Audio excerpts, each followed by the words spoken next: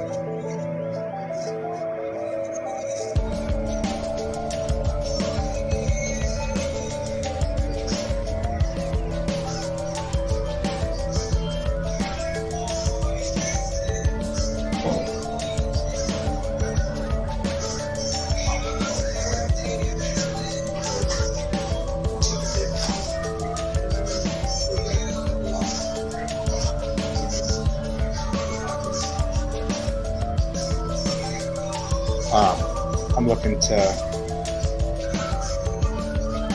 get some checks in.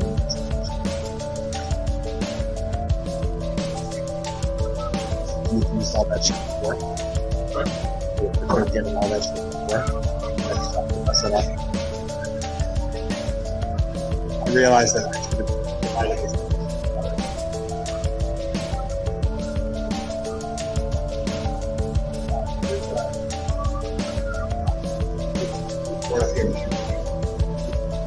And I want to load up a bunch of stuff. I just think that this is good.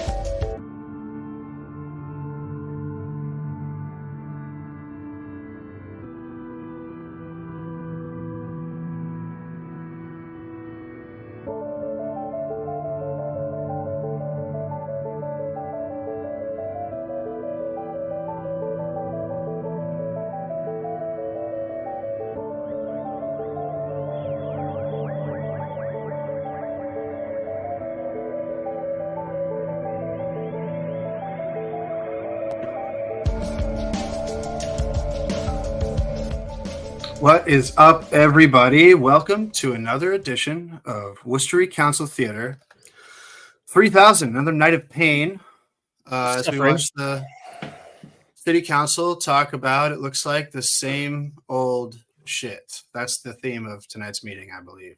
Literally the exact same shit as last week. It is going to be the same old shit over and over again. I was stressing out because due to some personal problems, I wasn't able to get a post up last week about the goings on of the city last week, but luckily for me, it's the same shit this week. So it's like a journalism do-over. Yeah, I get a mulligan on this one. Sweet. How's everyone? I'm doing great. I'm doing just fine. Busy, lots going on. I'm gonna try to see if I can pull off the feat of finishing a post while the stream is happening tonight. We shall see. But other than that, I'm just chilling, man. How about you? I got nothing going on, man. It's Easter. My teeth are falling out of my head from candy. And getting nice Cadbury eggs. The little ones. So you can eat like 400 of them and not feel bad about it. That's right. Eat 400 of them while we're going on tonight. Yeah, but that's the thing where you have evidence. Like you get the evidence of all the wrappers that are like Hershey Kisses. They're great because they're small, but then you also get this giant pile of Hershey Kisses, and you're like, oh, what have I done to myself? I just roll up the tinfoil really, really small and flick them away. Never have to think about them again. Yeah, that's the floor's problem now, buddy. Pro moves only. The floor gets diabetes, not me. I'm also dealing with this. I don't know if you guys have any hot tips on this, but the magic mouse, it dies. And when it dies, you have to charge it. Like upside down. And if you charge it upside down, and it's also useless while it's charging. It just shuts off. So I don't know what to do about that because I'm not the kind of person who's going to remember to, plug it in when I'm not there. Charge it before bed or something. Yeah, like you shouldn't have to do that with a mouse, I don't think. That phone, yes. But whatever. I also don't have a backup. So tonight's going to be a lot of, you're going to see me plugging in and plugging out this mouse here a lot. That'll be a fun thing to watch out for. Yeah. Let's see. What do we got on the agenda tonight?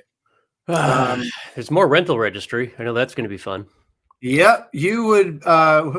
Would you be surprised to hear that there's a citizen petition to do away with the rental registry? Based on how all the city councilors were talking about it last week, I imagine that this petition might have some legs, and it's certainly going to inspire a lot of public comment. Which is going to be hard to listen to. It's going to be stupid, Bill. We got to keep a Nazi Germany comparison counter going. I'm saying we get to a solid dozen on that. So the petitioners here, their names are Arthur Moradian, and Michael Madulka.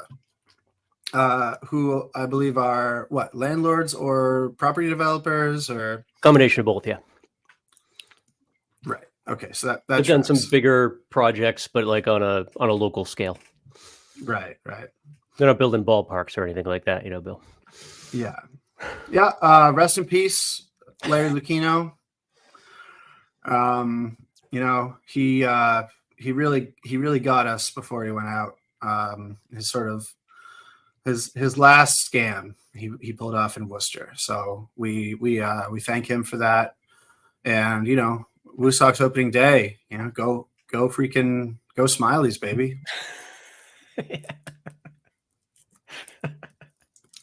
Sorry. Go freaking smiley balls, baby. Mm-hmm. Go balls. Is that a thing that people say at Woodstock game? Go balls. Go balls. Yeah. Hey, let's go balls. Go balls. Go balls.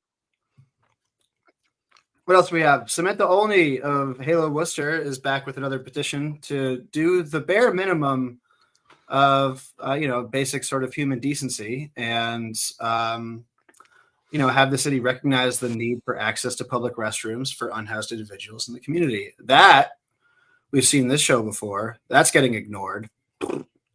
Thanks for coming, but we're filing that one away. Because we're monsters here. We're nightmare people. Mm-hmm. My favorite report of the year, I don't know how much we're going to talk about it, but the highest, the city salaries in order of highest to lowest. And that's my post for this week that I have half drafted is about that. And looking at that compared to the racial equity audit and the overtime audit that we recently saw. How dare you? And wow. Reading that overtime audit again next to Brad Patrician had a story in the Telegram yesterday about Colby Turner, the one officer who's been arrested for overtime fraud in this case. And there is just so much room for fraudulent overtime to happen in the Worcester Police Department. It's crazy. For private detail work, officers don't have to go through any sort of bureaucracy. They could just submit the slips and they get automatically approved. They just say It's a lot of work, Bill. Yeah. So that's going to be real fun. I doubt we'll really talk about the salaries, but 84 of the top 100 are police officers. Police Sergeant, Police Chief Stephen Sargent, and Police Chief Paul Saucier are number 3 and 4 on the list. And that's, I don't know how both of them made that much money, but whatever. What else? We got loud buses. Oh yeah. What is that? That's in the petition section, right? I honestly didn't know that the buses made loud announcements, but apparently if you live in an apartment building right above a bus stop, it can be a little loud. Huh. It's just like regular city buses. They just go like heading to Walmart or whatever, right? Like, yeah, but I guess from the way it sounds, and I've heard this from some other people, that like the speaker system is on top. So like when you're on the ground, it doesn't sound like much. But if you're actually like in a second floor apartment right above the bus, it might sound like someone's yelling in your window that you're headed downtown or something like that. But yeah, if we had a real bus system, that would be a problem, I think. But once every 3 hours, I'm not really feeling too bad for this resident. I also love so the petition reads, it's 8G. Actually, let me throw the agenda in the chat for everybody. The good format of the agenda where you can actually open the attachments, because it's not always easy to find that one. This is David Peterson. I wonder if that's David Peterson, city council candidate David Peterson. We'll see. Wants to request the bus stop announcement very specifically at 81 to 82 Elm Street. I wonder where David Peterson lives. Because it's very funny to like not even pretend that it's like an issue that affects the public well-being, being like, we need to tone down these announcements overall because it's affecting residents' health and safety or whatever. It's just like, no, in front of my house specifically, I want you to mute this, and then everywhere else, fucking who cares? Not my problem, Bill. Yeah, not my chair, not my problem. And then I'm personally really excited to talk about Mill Street again. Finally. I mean, we have not talked enough about Mill Street here in Worcester city politics. And 9.13 from the police department, we have a communication relative to crash reports on Mill Street. And would you be surprised to learn that it's not an actually out of control situation, in that crashes have actually gone down a little bit because it's redesign that's in line with the best practices of what normal cities do across the country. Yeah. Interesting. It's going to be interesting to see how Mo and Donna and all our cranks wiggle their way out of that one. I would assume they're going to immediately move to fire the Paul Saucier as interim chief. Yeah. I think that's the only reasonable way to deal with this. Yeah. At 2, Saucier, how dare you? I mean, between that and saying that there maybe one bad thing has happened to communities of color in Worcester, like last week. This guy's a freaking SJW. You know what I mean? I went to a meeting on Mill Street about traffic last week, Bill. That was fascinating. Oh yeah, it was about the 25-mile-an-hour speed limit, right? Yes, yeah. And the thing that I took away from that meeting is that the majority of cranky people in Worcester, they want both faster speed limits, because 25 miles an hour is going to make them late to work. Right. But they also want speed bumps on all streets. Right. So for more Dukes of Hazzard style. Yeah, because scenarios. I came equipped with a fully functioning brain, I just didn't have it in me to try and explain to anybody how stupid that sounds to say out loud.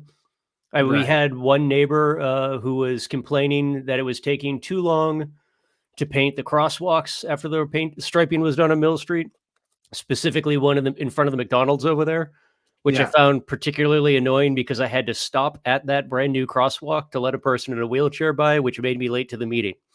It was like, it was just bizarro land of like people who haven't left their house in years and are angry that when they look out their window, they see maybe that something changed.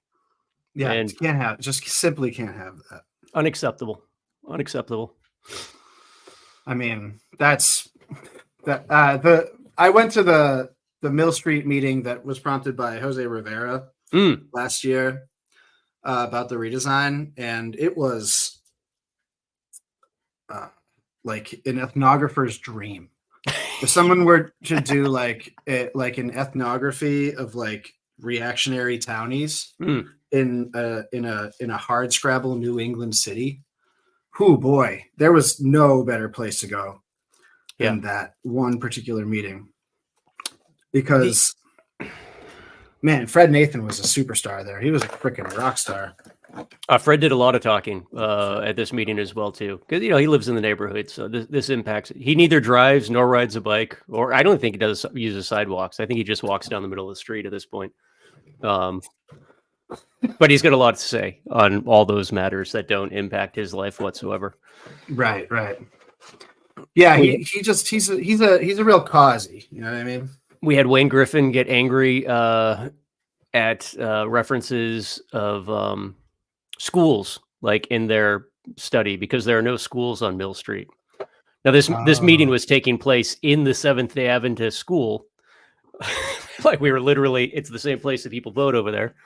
And then, of course, there's the Head Start program a mile down the road. But yeah, we were putting too much emphasis on safety around schools. And yes, it was, Oliver. It was, you would have enjoyed it because there was one person there who studies public health. Teaches public health. He's got his doctorate in public health over at Worcester State. Get a lot of groans when he was talking. The person who actually came equipped with data about how cars are really safe and it's only the meat sacks walking alongside them that suffer. Nobody liked anything he had to say. We don't like facts here. Dumb. No, it was just, it was really, really dumb all the way around. When a smart guy shows up to any sort of public forum in Worcester and sounds smart to like even an untrained ear, automatically written off. Yeah. Automatically, it's like, what do you think? You're better than me? Who's this asshole? Right. Well, to the point too about the speed bumps, there's 2 requests on tonight for more speed bumps. Yeah. And again, we teach their own, man. But unless you live in a shopping mall plaza parking lot, I just don't think speed bumps like fit. And the way that it's like set up to be a political favor, like the whack is, like most low grade political favor, because the way you get a speed bump is on your street is you bend the ear of a city councilor who does it for you. And city councilors love this because they get to feel like they're useful. But what ends up happening is you just have the most insane sporadic speed bump placement, like literally it has nothing to do with best practices or what roads need them or anything. Yeah. It's just like when you drive down a road that has a speed bump on it, you're like, okay, someone who lives on this street is friends with the mayor. Yeah. It has nothing to do with whether the street benefits from a speed bump. Nothing at all. Which is... Welcome to the Worcester City Council Meeting. If you can, please stand for the Pledge of Allegiance and the Star Spangled Banner. Travis, can you turn? I mean, we don't know what it sounds like on the listeners' end, but if we could turn it down a little bit, that would be cool. Joe, it's just so loud in my head, piercing. What else do we got on this here agenda? Oh yeah, I forgot about this. Informal communication on the city's pilot agreements, which is just a recurring hobby horse for city councilors who think that our colleges should be paying more. Turns out our colleges all pay quite a bit through this voluntary system. I looked at the report and it's like not an insignificant amount of money. Is it as much as they'd pay in property taxes? I'm not going to do the math on that, but I bet it isn't. But it's still like money that they don't legally have to pay that they are paying. So right, I don't know what more we could expect from that. Oh, and another one that's sure to be just a complete fucking boner fest. A report from the Office of Sustainability and Resilience on the Pay As You Throw program, which I'm pretty sure is the trash bags. I skimmed that report and it was giving a 30-year history of this Pay As You Throw program, and I just could not retain the information at all. But that's another thing that our city councilors love to talk about for as long as they're allowed to, the yellow trash bags. And then the final bit of punishment at the end of the meeting. I just ask everybody. We have a tabled resolution. The chairman of the Worcester Red Sox. Or no, in order on the Juvenile Justice Reform Bill, with Mo Bergman as a co-signer. And anyone who watched with me and Brendan, the last public safety meeting, will know that Mo Bergman really, really hates the idea of trying a 20-year-old as juvenile. Yeah. He can't stand that. He hates the idea of trying an 8-year-old as a juvenile. Right. They should all be adults. We want them in jail, folks. Do a roll call. Councilor Bergman? Here. He looked at the racial arrest disparities in the equity audit and was like, good. Councilor Here. That's what we want. Councilor Ojeda? Here. Councilor Basillo? Here. Councilor Russell? Here. Councilor Toomey? Here. Mayor Petty? Here, so a proclamation to read. Whereas the week of April 1st, 2024 is National Public Health Week. Whereas the theme of National Public Health Week 2024 is protecting, connecting, and thriving. We're all public health. The goal of Public Health Week 2024 is to recognize the contributions of public health in improving the health of people in the United States and achieving health equity. Whereas the increased number of people that experience homelessness at the national, state, and local levels. Whereas housing plays a pivotal role in individual and public health due to the far-reaching impact on various aspects of well-being and the quality, stability, and suitability of housing directly influence physical, mental, and social health outcomes. Whereas homelessness among youth can rob them of the stability and opportunities for education and employment, and may lead to a cycle of physical and mental vulnerability. Whereas the Seven Hills Foundation of Worcester and Merrill Safe Joe has Haven no idea what partners he's saying right provide now. shelter and support for families experiencing homelessness with the goal of achieving long-term permanent Where is this housing on the agenda? and services. And whereas community partnership can serve as a model for thoughtful and compassionate collaboration to build healthy neighborhoods and address public health challenges most pressing in the community. Now, therefore, I, Mayor Joseph M. Petty, City of Worcester, do hereby proclaim the week of April 1st through April 7th as National Public Health Week in the City of Worcester and urge all its citizens to recognize and participate in observance. With us today, we have Dr. Michael Hirsch. Thank you for being here, Dr. Hirsch. And What Dr. the Castillo. fuck? We also have some people. I think Kathy Jordan is with us today. And Kathy, How about instead and, of Deidre week-long Shorosa is- semantic holiday, you just open another temporary Okay. shelter? How about that? So can you give us the staging and to Kathy Jordan, the two proclamations? If you want to The come city up, council that please. reflexively Voting. dismissed sanctioned sites Don't reach. is going to talk Just about leave them. the public Fine health with it. problem of Are they coming homelessness as around? being something they want to solve. What is okay? Hold on. I need to see this because this is relevant to what I'm working on. The crazy post from WPD about the off-duty paid cop detail at McDonald's. Okay, I gotta look that up.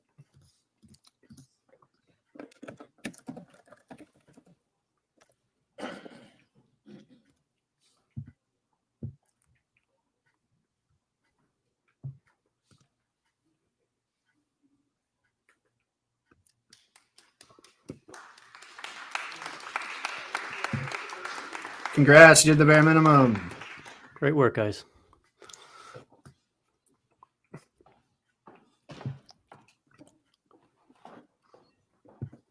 Thank you, Dr. Hirsch and everyone.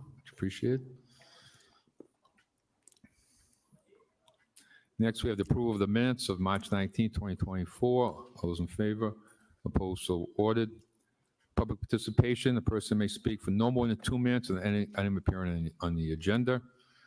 And what's your name, city residence, and item number? Thank you.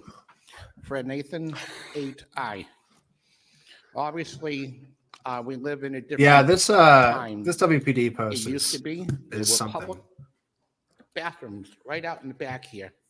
You had to go downstairs. It wasn't, I don't know, maybe 50 years ago. And I think those were pay toilets, actually. Obviously, we have a serious problem with the unhoused out there, and it's sad. Thanks, Fred. 8J. What a history lesson. This rental registry.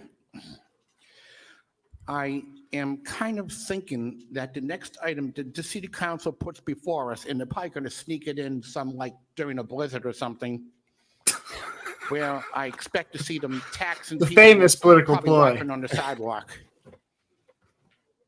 They really should have had some public hearings before they even thought of this whole concept, but you guys are going to do what you're going to do, and hopefully it will get voted down.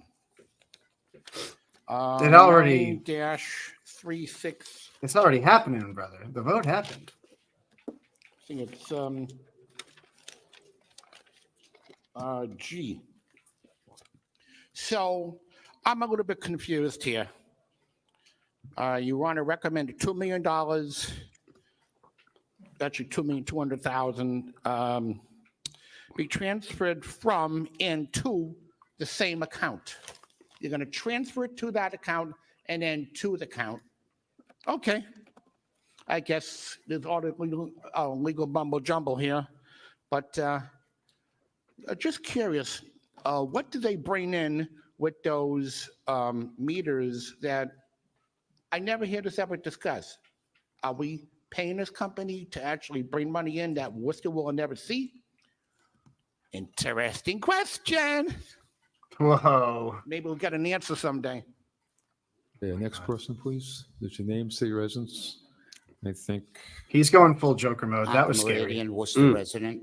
you I'm got- here. You got I'm here. an item on with the city council request manager to suspend the rental registry and inspection program, schedule public hearings relative to the said. Is this one of the guys? Correct. Artie I Meridian, yeah. feel that this is overreaching, and we have a lot of this information in different city departments. They could be sharing that information.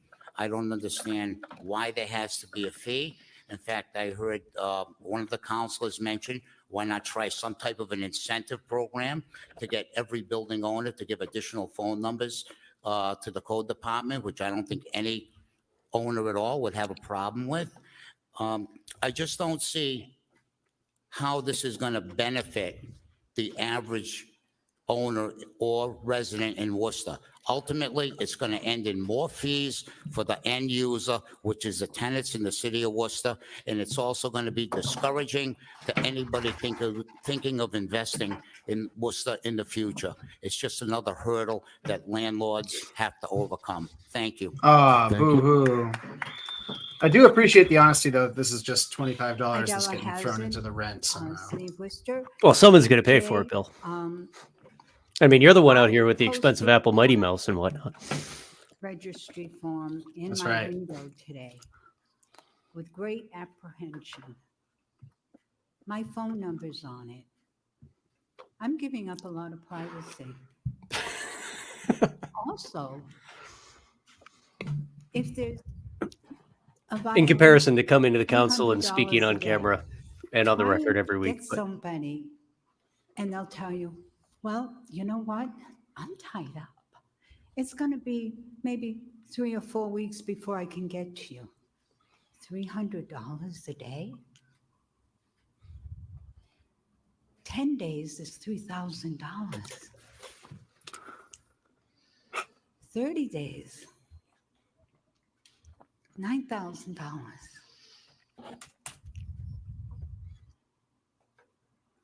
What if it's some little thing, but I can't do it?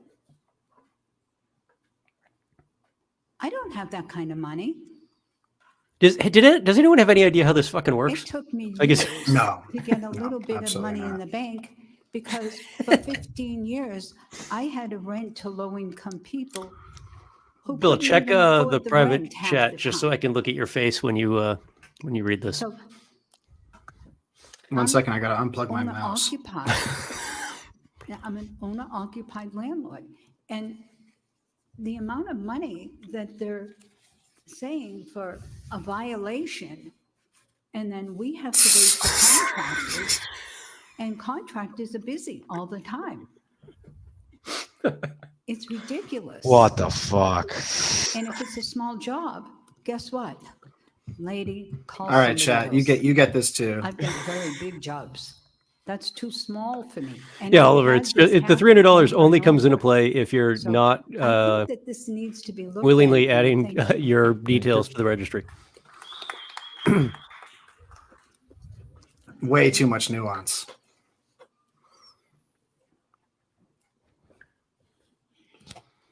My name is Abby Mortellero. I'm a resident of Worcester, Massachusetts. I'm here to speak on items 8C, 8G, and 8I. I will start with 8C and 8G as they are both about buses. I am opposed to both of those because people need to know where the bus stops are and where the buses are going and what buses they're getting on. And as someone who uses the buses, I think that's important. Okay, next item, I'm going to speak in favor of item 8I. I support this because I know how important it is to have a place to pee and poo and the unhoused homeless people. A rare You know, moment I've been of homeless Fred before, so I know the Idella struggle. symmetry. So Mm. it's really important that we get Fred those porta potties out there, you know, Idella get them out there, alignment. you know. It's really important, you know, homeless people, unhoused people, they really need places to pee and poo. Thank you. Thank you.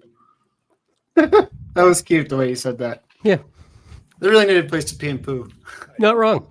No, not Michael wrong. Dulker. I'm a landlord in Worcester, and I own a few apartments, and I got about 30 letters to That's a landlord's vest all day. Mm. I think it's. It's a great I agree children's with book what called Everybody else is saying. Poops. It's kind of a I don't know. ridiculous thing that just got shoved. It has down the same vibe that that guy everybody's did. I throats. kind of like it. We voted on that 1.5% increase tax that we did. How come this wasn't voted on? This is just a question that I have. I kind of agree with, I think I watched it, Donna Colorio said a 5-year suspension. I think it should be suspended continuously. If I read also in the paper that somebody said from the city that it takes 90% of their time to find out who owns the property. I'm a pretty good landlord, and when somebody dumps garbage in my land, somebody citation. complains, I get a phone call, I get letters. I don't understand how they can't find out who owns it, who owns the property. This guy basically came to council to say he's a big dummy and needs the Worcester City Council to explain to him how the world works. If you want to come in, just have people register. I could give you my name, my phone number, and I could give you all the properties that I own, and that's all that you need. Epic, we're going to have lots Give of me a landlords call, and you complaining can tonight. come into any property I have. But to register every single property, every single apartment. Bill, can you every text Marco and see if he'll just stand seems up to and be like a little flex bit while this guy is talking? Thank you. Thank you. Yeah, for sure. I will legitimately send that. Everyone look at Marco's face as I send him a Twitter DM. What's your name, state your residence? And let him know. Mohammed Jamshidi, I'm a resident of Worcester. I own a lot of properties here, a lot of units for rental, and we also have commercial properties. I understand that you want to reach us, but it's amazing that the fire department in the city can reach us every year for inspection for our commercial properties. I don't understand how come they cannot reach us for our residential properties. And this appears to be another overreach by the city. I'm a strong believer in taxes and fees. No problem with that. I came from a third world country. I look outside and I see this. This came with money. That's how it's improved. But overreaching something like this for $15 with the big fines. It's not often you hear that invoked in the same breath. You hear someone talk about government overreach and they also say that they believe in taxes. Hey, you have I'm a big garbage fan. in your yard. Pick it up. We go immediately pick it up. And you know, It's a delightful you want to do idiosyncrasy. something like that, have the tenants register themselves. You know, Marco just sent me back are the $4 biggest problem signs. for So homeowners. the implication there is that we'll have to You pay come for in, that if we want There's a that. violation. Ask somebody Marco put the for his bag Venmo and we'll outside. see what we can do for him. Look inside of it, see who it is. It's the tenant who put that. We don't put the garbage out. You know, and then we want us to register. So it should be, then we, at the end, all the fees you charge and that you try to charge, it goes to the end user. And you want to have rent control? What do you think we do? We transfer it to the end user. Can't control the rent like that. So I disagree with what you're doing with 8J, and it should be permanently removed and not just continuously for 5 years. That's a bad practice. Thank you. Thank you.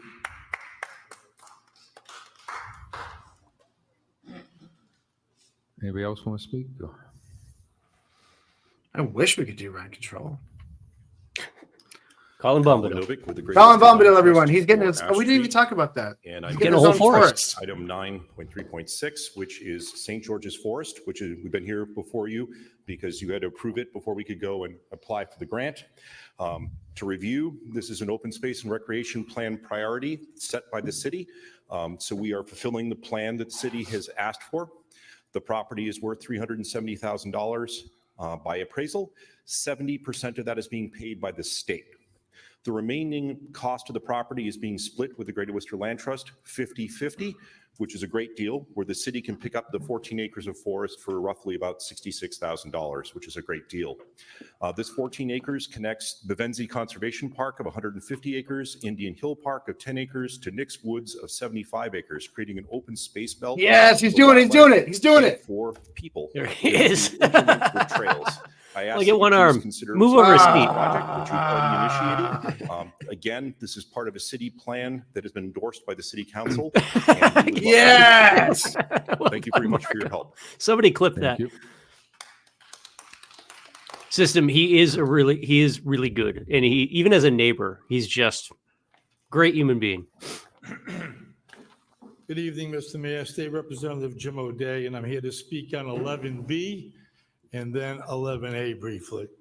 So I'm here to speak on 11B, which was raised, I think, here in the chamber a week or so ago. And this is a piece of legislation that I have been working on for the past 6 or 7 years. I'm happy to report that back in 2015, we raised the age of juvenile jurisdiction from 16 to 17. What this particular piece of legislation does today is 16 is request that so we raise that age Yeah. and include the ages of 18, 19, and 20-year-old. Yeah, we need a Bo Bergman cam right here. These individuals would not be included if they were charged with a first-degree or second-degree murder. So I think there are a few pieces of this bill that is important to really point out. The real focus of this particular piece of legislation is to really look at brain development and youth, emerging adults, youth, 18, 19, and 20. The adult brain does not fully develop until the age, and this is scientifically proven, until they're around the age of 25. So with I'm many still of waiting, our personally. currently incarcerated 18, 19, Late bloomer 20-year-olds that are in adult facilities, regrettably, they are lacking in a lot of rehabilitative, a lot of educational, a lot of opportunities to learn about job training, and a number of other assets that if you were actually committed to a DYS facility as an 18 or a 19 or a 20-year-old, those are the kinds of services that you would receive in that type of facility. Prosecutors have the discretion to indict a young person as a youthful offender and open up the potential for adult sanctions or to arraign them as a delinquent. Again, I want to try to hopefully put people's minds at ease. This bill does not do anything to sort of take away charges that youth could be charged with.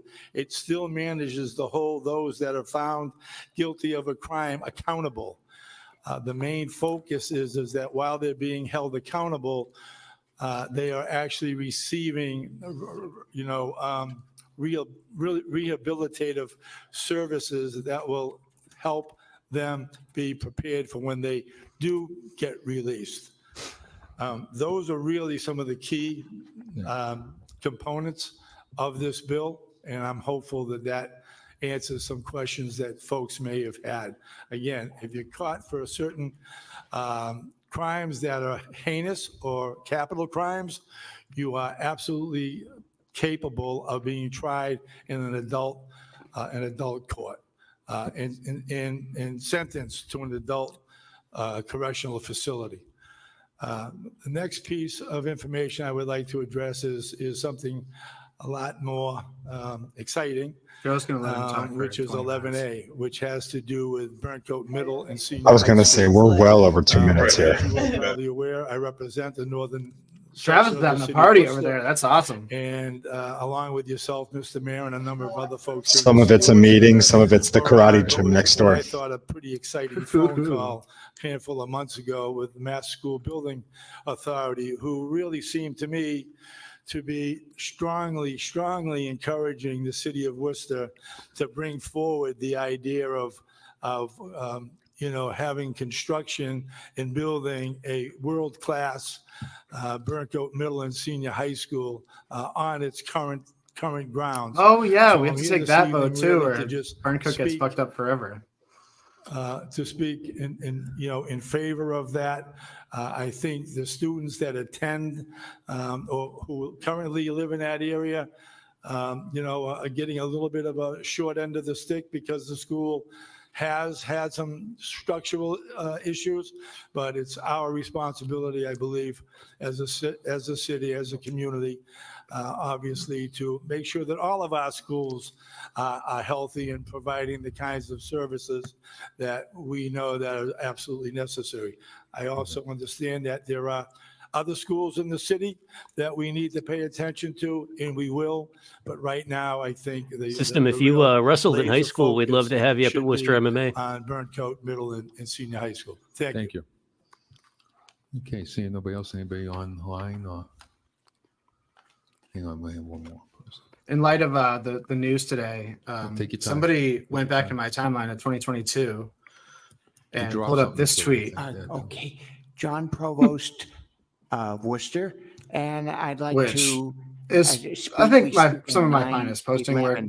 The Rest in peace, stairs, Leila Lucchino. sidewalk repairs and so forth. We got Charles Mayor, Steinberg stuffing I've peppers down at noticed Augustus's butt. over Classic the negotiating last technique. 10, 20 years that trees that are planted on, particularly on like the even numbered side of Main Street, when the sidewalks are exposed. I'm getting to a super more choppy sunlight feed. Is and, that my there is, internet or is they that tend to Mine's good. die out yours? Is good. more Okay. prematurely.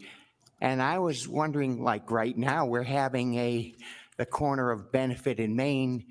They're redoing the sidewalks, and I'm just wondering how the Parks Department thinks about widening the strip, not widening it to obstruct the sidewalk, but lengthen the area, the footprint of dirt, so that the trees in lean, dry years can get enough water so that they don't die quickly. Thank you. Thank you. Okay, I think that's it. We have a few people online. Thank you, Mr. Mayor. The first speaker I can identify is David. Can you please say your full name, city of residence, and the item you're calling on?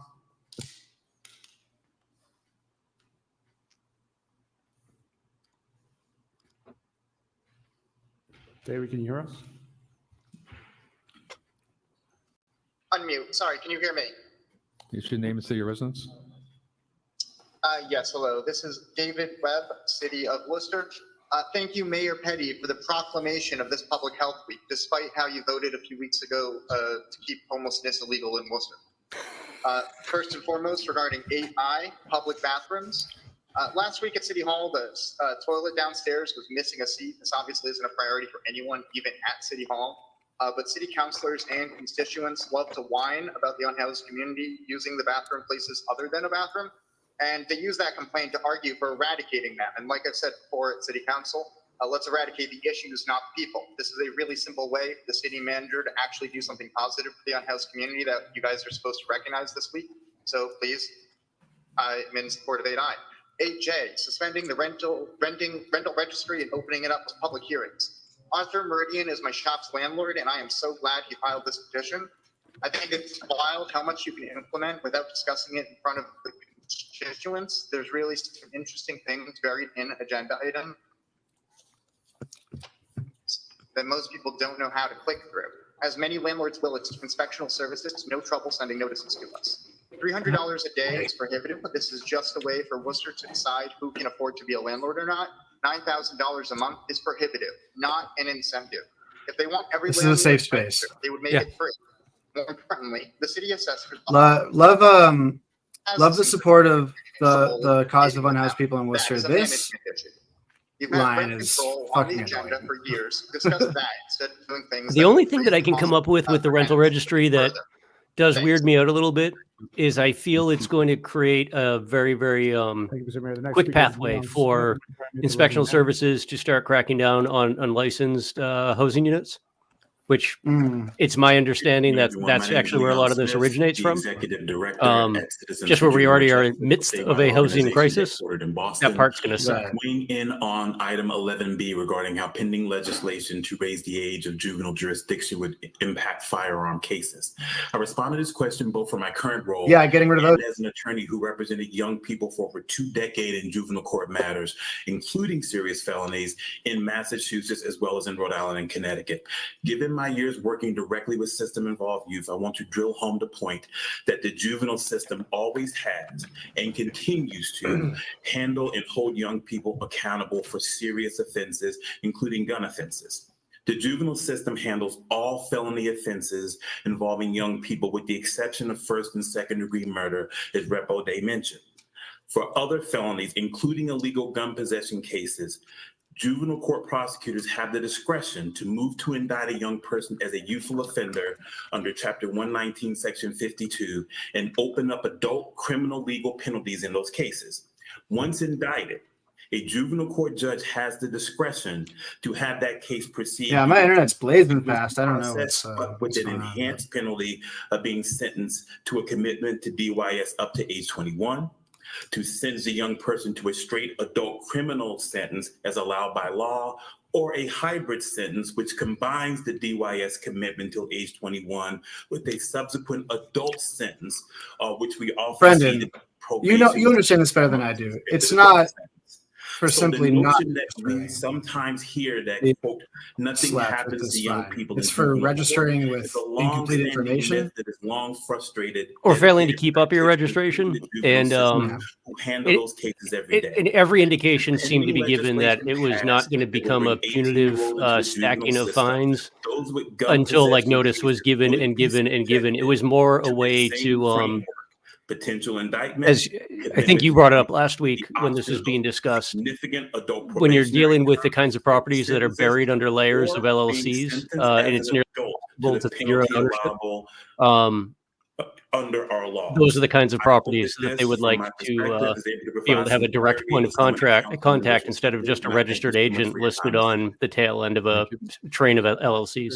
Right. That was the big problem with the collapsed Mill Street one. Correct. Because I looked into that and that they had like 50 I'm the LLCs. deputy director at Citizens for Juvenile And Oliver, that Justice. wasn't to dunk on you. I just think that that's a juvenile nuanced point that's sentencing. getting Again, what we do, severely what the lost in state does now the for discourse of this. anybody under the age of 18, this bill would do the same exact thing for an 18-year-old, or 19 or 20 if the full bill passes. I'm going to talk specifically about gun possession and gun crimes. So the youthful offender statute that Leon talked about has 3 criteria. One of which is any crime that involves a firearm, that it adds this enhanced sentencing to age 21 or adult sentencing. In a humane world, mandatory minimum this wouldn't sentencing get in on the the agenda system. because it's So not once you council get to business. understand in the juvenile The system, council has unlike adult absolutely court, no where you control get sentenced like a 6 months over or 2 anything years, to do the with the juvenile- judicial system. Sentencing tends to be Locally, by age. So if you're nationally, sentenced to at the GYS, state it's level, up until age 18 absolutely or nothing to do with it. 21, regardless of the I noticed offense. I haven't been paying much attention to the local Worcester So for subreddit gun recently, but I possession, noticed there is a mandatory minimum after for the last first, week's meeting, somebody illegal pointed out that we possession actually is in 6 Massachusetts months passed statutory minimum. legislation And if it's for one-year mandatory minimum. gun sentencing back in But if you're juvenile 1975. delinquent, you are still subject to DUIS up Never until your used 18th because or 21st birthday. it's This bill would nightmarish to extend it try to and 23rd figure out where you're birthday. going to stick people. So I Good, hope Oliver. this, I hope this answers some of that question. One of the things that Good, you have Oliver. to also Thanks for understand is coming. when someone is in DYS, they also address, they have programming that is required, not optional, so they have to be in school. They have to get counseling. They have to work on reentry, have to work with all the things that you want a young person to work on in terms of the rehabilitation of our legal system. So when they come out, they are less likely to come back into our community to commit a new crime, where young people coming out of DUIS This have is less gonna than be half the such a recidivism slog, rate dude. of the same type of young people coming out of our adult corrections. Thank you so much. Thank you. Just thinking about Mo Bergman's 5 minutes on that order is making me so tired already. Mm-hmm. Now, could you please state your full name and city of residence on the item you're calling on? Oh, hi, can you hear me? Yes. Is your name and city of Hi, residence? yes, Natalie Gibson, Worcester, Mass. I am calling about item 915A, I believe it is. I'm sorry, I literally just got out of my car. I am in support of that petition that I filed for having construction Oh, this is a noise signs ordinance. adjusted for residential areas because I didn't to even read have that one. a construction company as a construction site and company across the street from my house, like I do right now in a thickly settled area. The city is just incapable of enforcing Unsettling such for an us ordinance, you know? residents to hear No, but them it will use it to in the it will morning enforce it in the wrong ways. till, I believe it's 9 Right. p.m. Like last year. if someone has like has a neighbor dispute and is mowing his lawn at 8 o'clock at night, he works 2 jobs. Like he's going to get cited for construction after and hours. I just hope that Right. the city does put this provision in order for us because we do have to live here. And Not the have to deal Menkichi with group. this, and we have to think about the quality of life. They'll be for fine. us as well. They'll be to hear fine. this type of activity literally 7 days a week, all day long. Thank you. Okay. Thank you.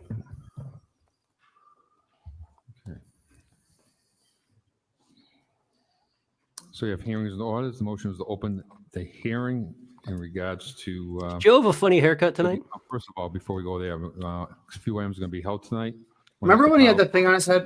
It's still there. I'm looking at it right now. Oh, hold on. 9.11 Was he holding? Sidewalk and streets by Council Carlson, and also the noise ordinance on 9.15A by myself.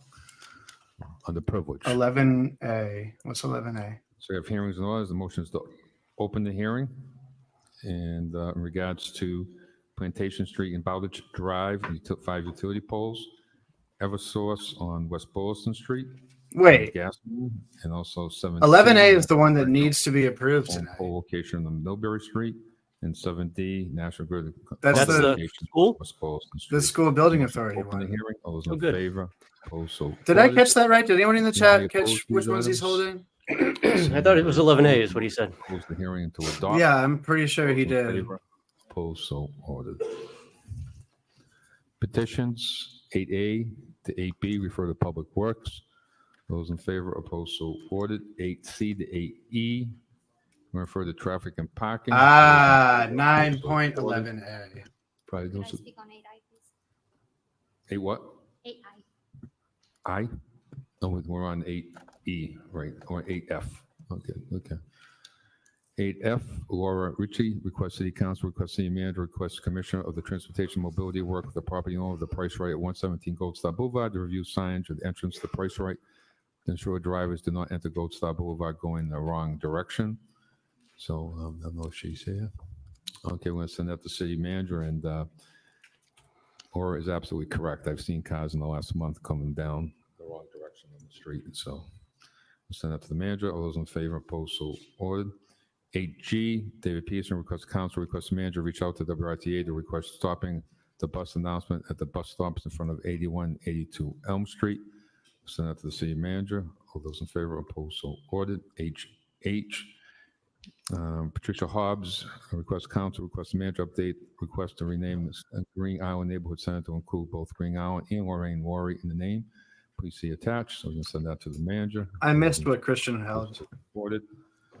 8I only request that the city council recognize the urgent need to access public restrooms for unhoused individuals in the community. For the request that Church should have a little guy dressed up like a town crier who rings a bell and reads each one. I think that'd add some levity to this.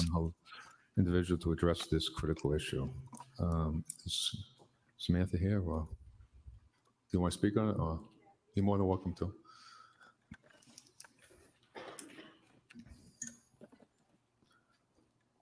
My name is Samantha Olney, a resident of Worcester. I filed 8I.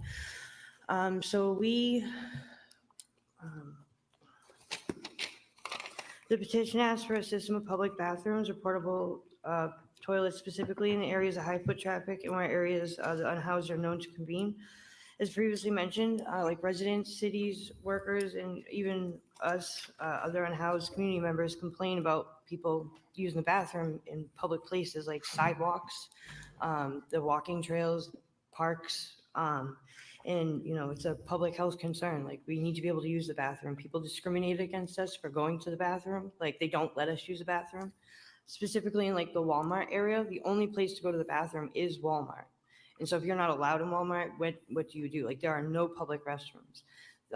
So like, we need, like in Boston, they have, actual public bathrooms that are open all night. Like, there's no, no places in the middle of the night, and some of us are out all night, so yeah, we need to be able to use the bathroom. Thank you. Thank you. Council High GI. Thank you. Just want to start by thanking Samantha again for showing up again and again, knowing that the increased hostility against unhoused people continues to grow, as does violence, and just to remind folks that the Supreme Court is actually hopefully not going to take a drastic measure around criminalizing yeah, that's coming up this month. or sleeping outside with a pillow and blanket. Just want to provide this council, the public that's hearing, and Samantha, a little bit of a framework and history around that connects to this order. In 2020, as our city and the world was experiencing a global pandemic, a group of providers who I was a part of were really concerned about the lack of public safety and public health facilities for unhoused folks. As all people will remember, those of us who are privileged to have a house to safely quarantine in didn't have an issue with either using public restrooms or finding a place to quarantine and be safe. So a group of us got together and we talked about So it's so depressing to think about. To purchase public bathrooms.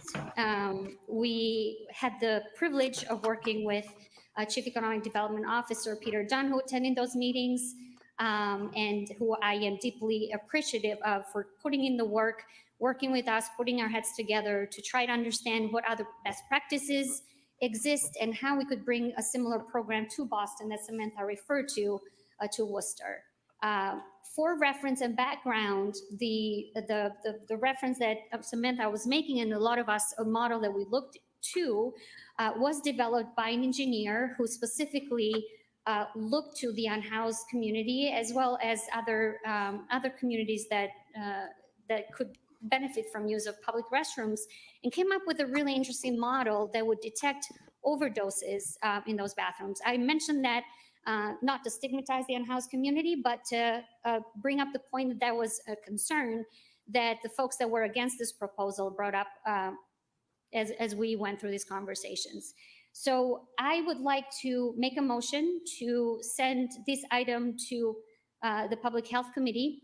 And I would like to resurrect that report and the work that Mr. Dunn had provided our group of providers. I also want to mention, this is something that I mentioned when the executive director of the bid was here, that they were very willing to work with businesses and to pitch the idea so that we can have all the stakeholders have a say. I will close by saying that as we continuously talk about the unhoused community and the basic human needs, the dignified basic human needs that any one of us who has a home has the privilege of having, such as access to a restroom at all hours, at all times. I want to remind folks that the unhoused community is part of the community. They're not isolated. They're not an isolated part of our community. They are our residents, and they should be treated as such. And lastly, I will mention that public restrooms not only benefit those that do not have a home, they benefit pregnant people, they benefit the elderly, they benefit our visitors who might go to the Polar Park or other places and may not have access to a public restroom. I am pretty sure that we have enough smart people in the city. We have best practices and models that we could look into, and I am sure we could find a way to both support the unhoused folks and also think about this as a public safety and public health measure. Thank you, Councilor King. Overdose detector in bathrooms is so much more direct public safety good as a technology than gunshot detection microphones. I want to begin by thanking Samantha for this. I will say that this is something I've been in discussion with the city manager, even recently. I can tell you that the prior administration, I had discussion years ago about this as well. That administration was not open to public bathrooms. You know, we have this also issue in our parks as well. And, you know, I want to shots fired at OLED.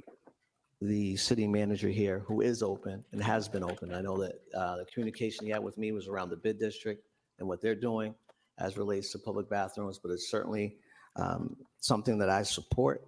I also know that, you know, through the research that I've done independently, that as referenced by my colleague, when there's someone who's in these bathrooms, such as the ones that are in Boston, if there's a lack of movement for a period of time, there's an alert system that goes off.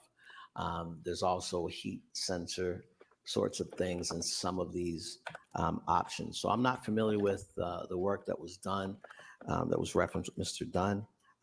It's been on my agenda to file an order pertaining to this, but look forward to whatever that work was that it comes before council so that we can move forward on this, and appreciate this petition coming directly from the community and from the people. So thank you very much.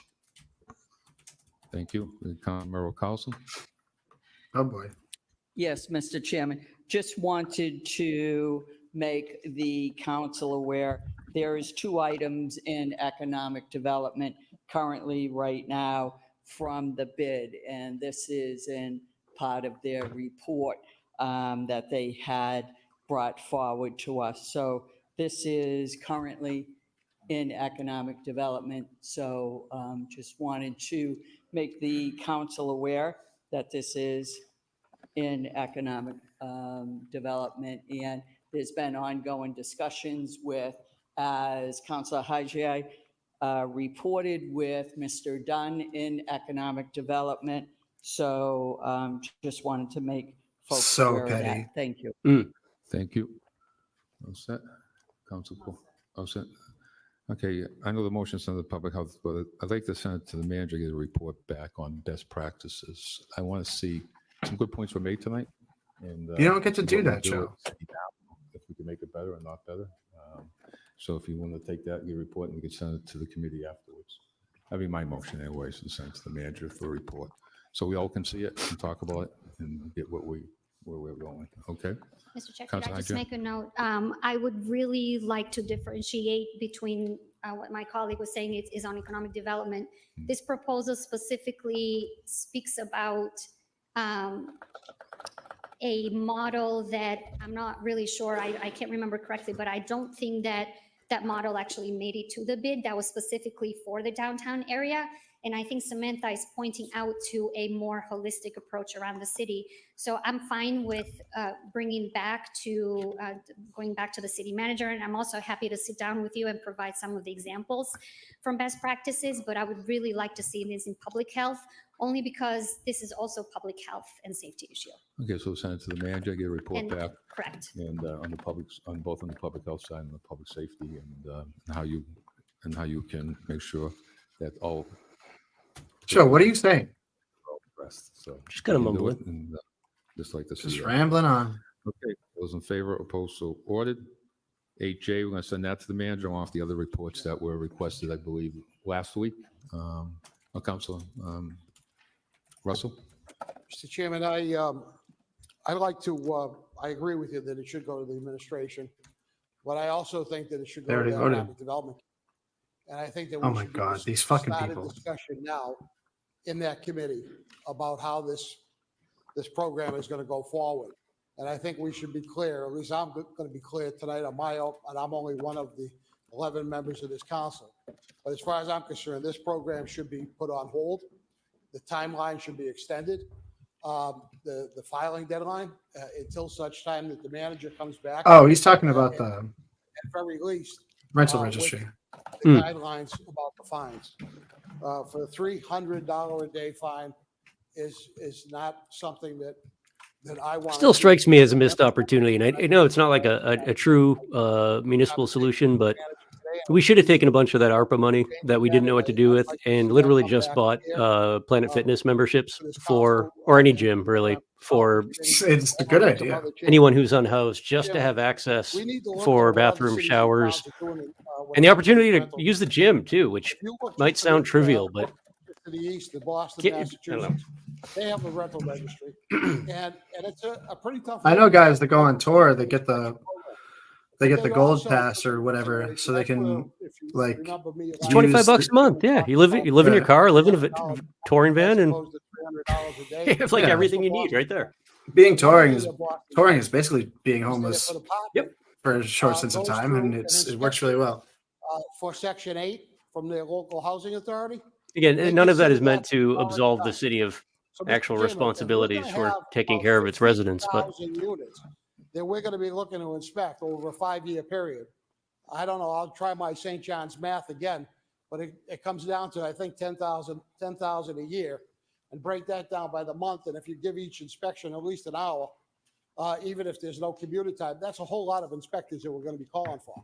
or a whole lot of other properties that are not going to be inspected. We have to take a closer look at this before we go forward with this, Mr. Chairman. And that's why I'm calling for George's. But at the same time, I'm asking for it to go to the Economic Development Committee for discussion by Councilor Carlson and her colleagues. George is confused, I think. See where it goes from here. And in the meantime, hopefully, for the next manager agenda, the manager can come back with some specific guidelines going forward. Mr. Chairman, I get calls on this every day. I want to thank the administration because I've talked to people that I haven't talked to in years. I got a call today from someone that I went to St. John's Assumption So annoying. on Temple Street with, a person that I went to grammar school with. Haven't talked to in 50 years, 40, 50 years. And nice, pleasant conversation, but why did she call me? Because of this. Okay, this is not because she missed you. That's fine, and it's That's just kind a of sad, plan. George. It's someone you've known your entire life. They've ignored you for 50 years, but they called you over this shit. Discussion on a night where we don't have 20 other items, when we're not talking about body cameras, and it's not a Thursday meeting, and it's not late at night. It needs to be a centerpiece and be discussed in that committee, needs to come back to this floor and then implement it. We did this because we were concerned about fires and the deaths around fires. We weren't concerned about registering garages in 3 decades. We weren't, at least I wasn't. I wasn't concerned about inspecting office properties. I wasn't concerned about registering, looking at condos and condo complexes. I was concerned about where we had fire deaths. I feel like I was one of the people that passed the baseball or maybe a soccer ball to the administration. I feel like I'm getting. George always admits that he just doesn't do the work. And I really don't. I think it needs to be looked at. Okay, thank you. Mr. Chairman. So we're going to send that to committee. And What they're really saying when it didn't get discussed is that none of their Mr. friends were Chairman, paying attention. Just for clarification, this. And now that their vote friends does are not paying end attention. The rental registry and inspection program, correct? Correct. In addition to that, I want to reiterate some of my concerns about this program as it relates to how it's going to work if it continues. Obviously, there's going to be some changes here. Again, just for transparency's sake, I was a sole dissenting vote in economic development when this was moved forward. I did not vote for this. I was not present the day that this was voted on, and I had similar concerns. In addition to that, there was supposed to be some carve-outs for homeowners who lived within the 3-deckers. And I didn't see that migrate to the actual ordinance. Again, I have questions about the 110 inspections, Mr. Chairman. And I'm going to ask this again to the administration. I filed orders and I've asked for years. And that is through the chair to administration. Where are we at with the backlog on the 110 inspections? I understand. What's that jargon on that? What's a 110 inspection? Do you know, Brennan? Something that we need to do. Last week I filed. I didn't catch the context. Or it was before that we incentivize this. If it does He just continue kind of dropped it in there. in order to get better participation. But through the chair to the administration, in regards to the 110 inspections, the 5-year inspections, what does that backlog look like in terms of numbers? And again, I've been asking this question for, at this point, years through the chair. Is the manager or Commissioner? Through the chair to the counselor, we don't have right now at this point. It's just the periodic We don't have a building inspection comprehensive it's required by exactly state law. which properties are rental, and that was part of the reason for the rental registry. So we would really have a good understanding of which properties are being used as rental properties, which ones have how many units in each one. Wow. And again, as I've reiterated on numerous occasions, our biggest problem with the 110 inspections is our inability to have that comprehensive look and be able to contact every single property owner. There are definitely property owners. What's this guy's name? That we have numbers for, Chris but there Spencer. are a whole host of ones that we don't. just since we sent out these letters, we've already received almost 3,000 letters back that were undeliverable based on the most up-to-date information that the tax assessor had. So we're constantly fighting that battle and trying to get a hold of somebody, trying to track them down, trying to schedule an inspection, and then following up on that. And again, as I noted at previous meetings, 80% to 90% of our time administratively doing that is not an efficient program. And the whole idea of the rental registry in putting those two programs together is to find those efficiencies, make sure we have the information, and make sure that we can run that program as well. And again, Love this 110 idea. inspection program, it's a 110 periodic table within the building code, applies to a number of different uses. Residential is The only number one use. tenant crimes. At this point, I don't have a unit. comprehensive number to stand in front of you and tell you exactly where we are in that program, but we were not making much headway on the residential side because of the administrative burden of not having that information for property owners and to be able to schedule that. Thank you. Council? Mr. Chairman, I'm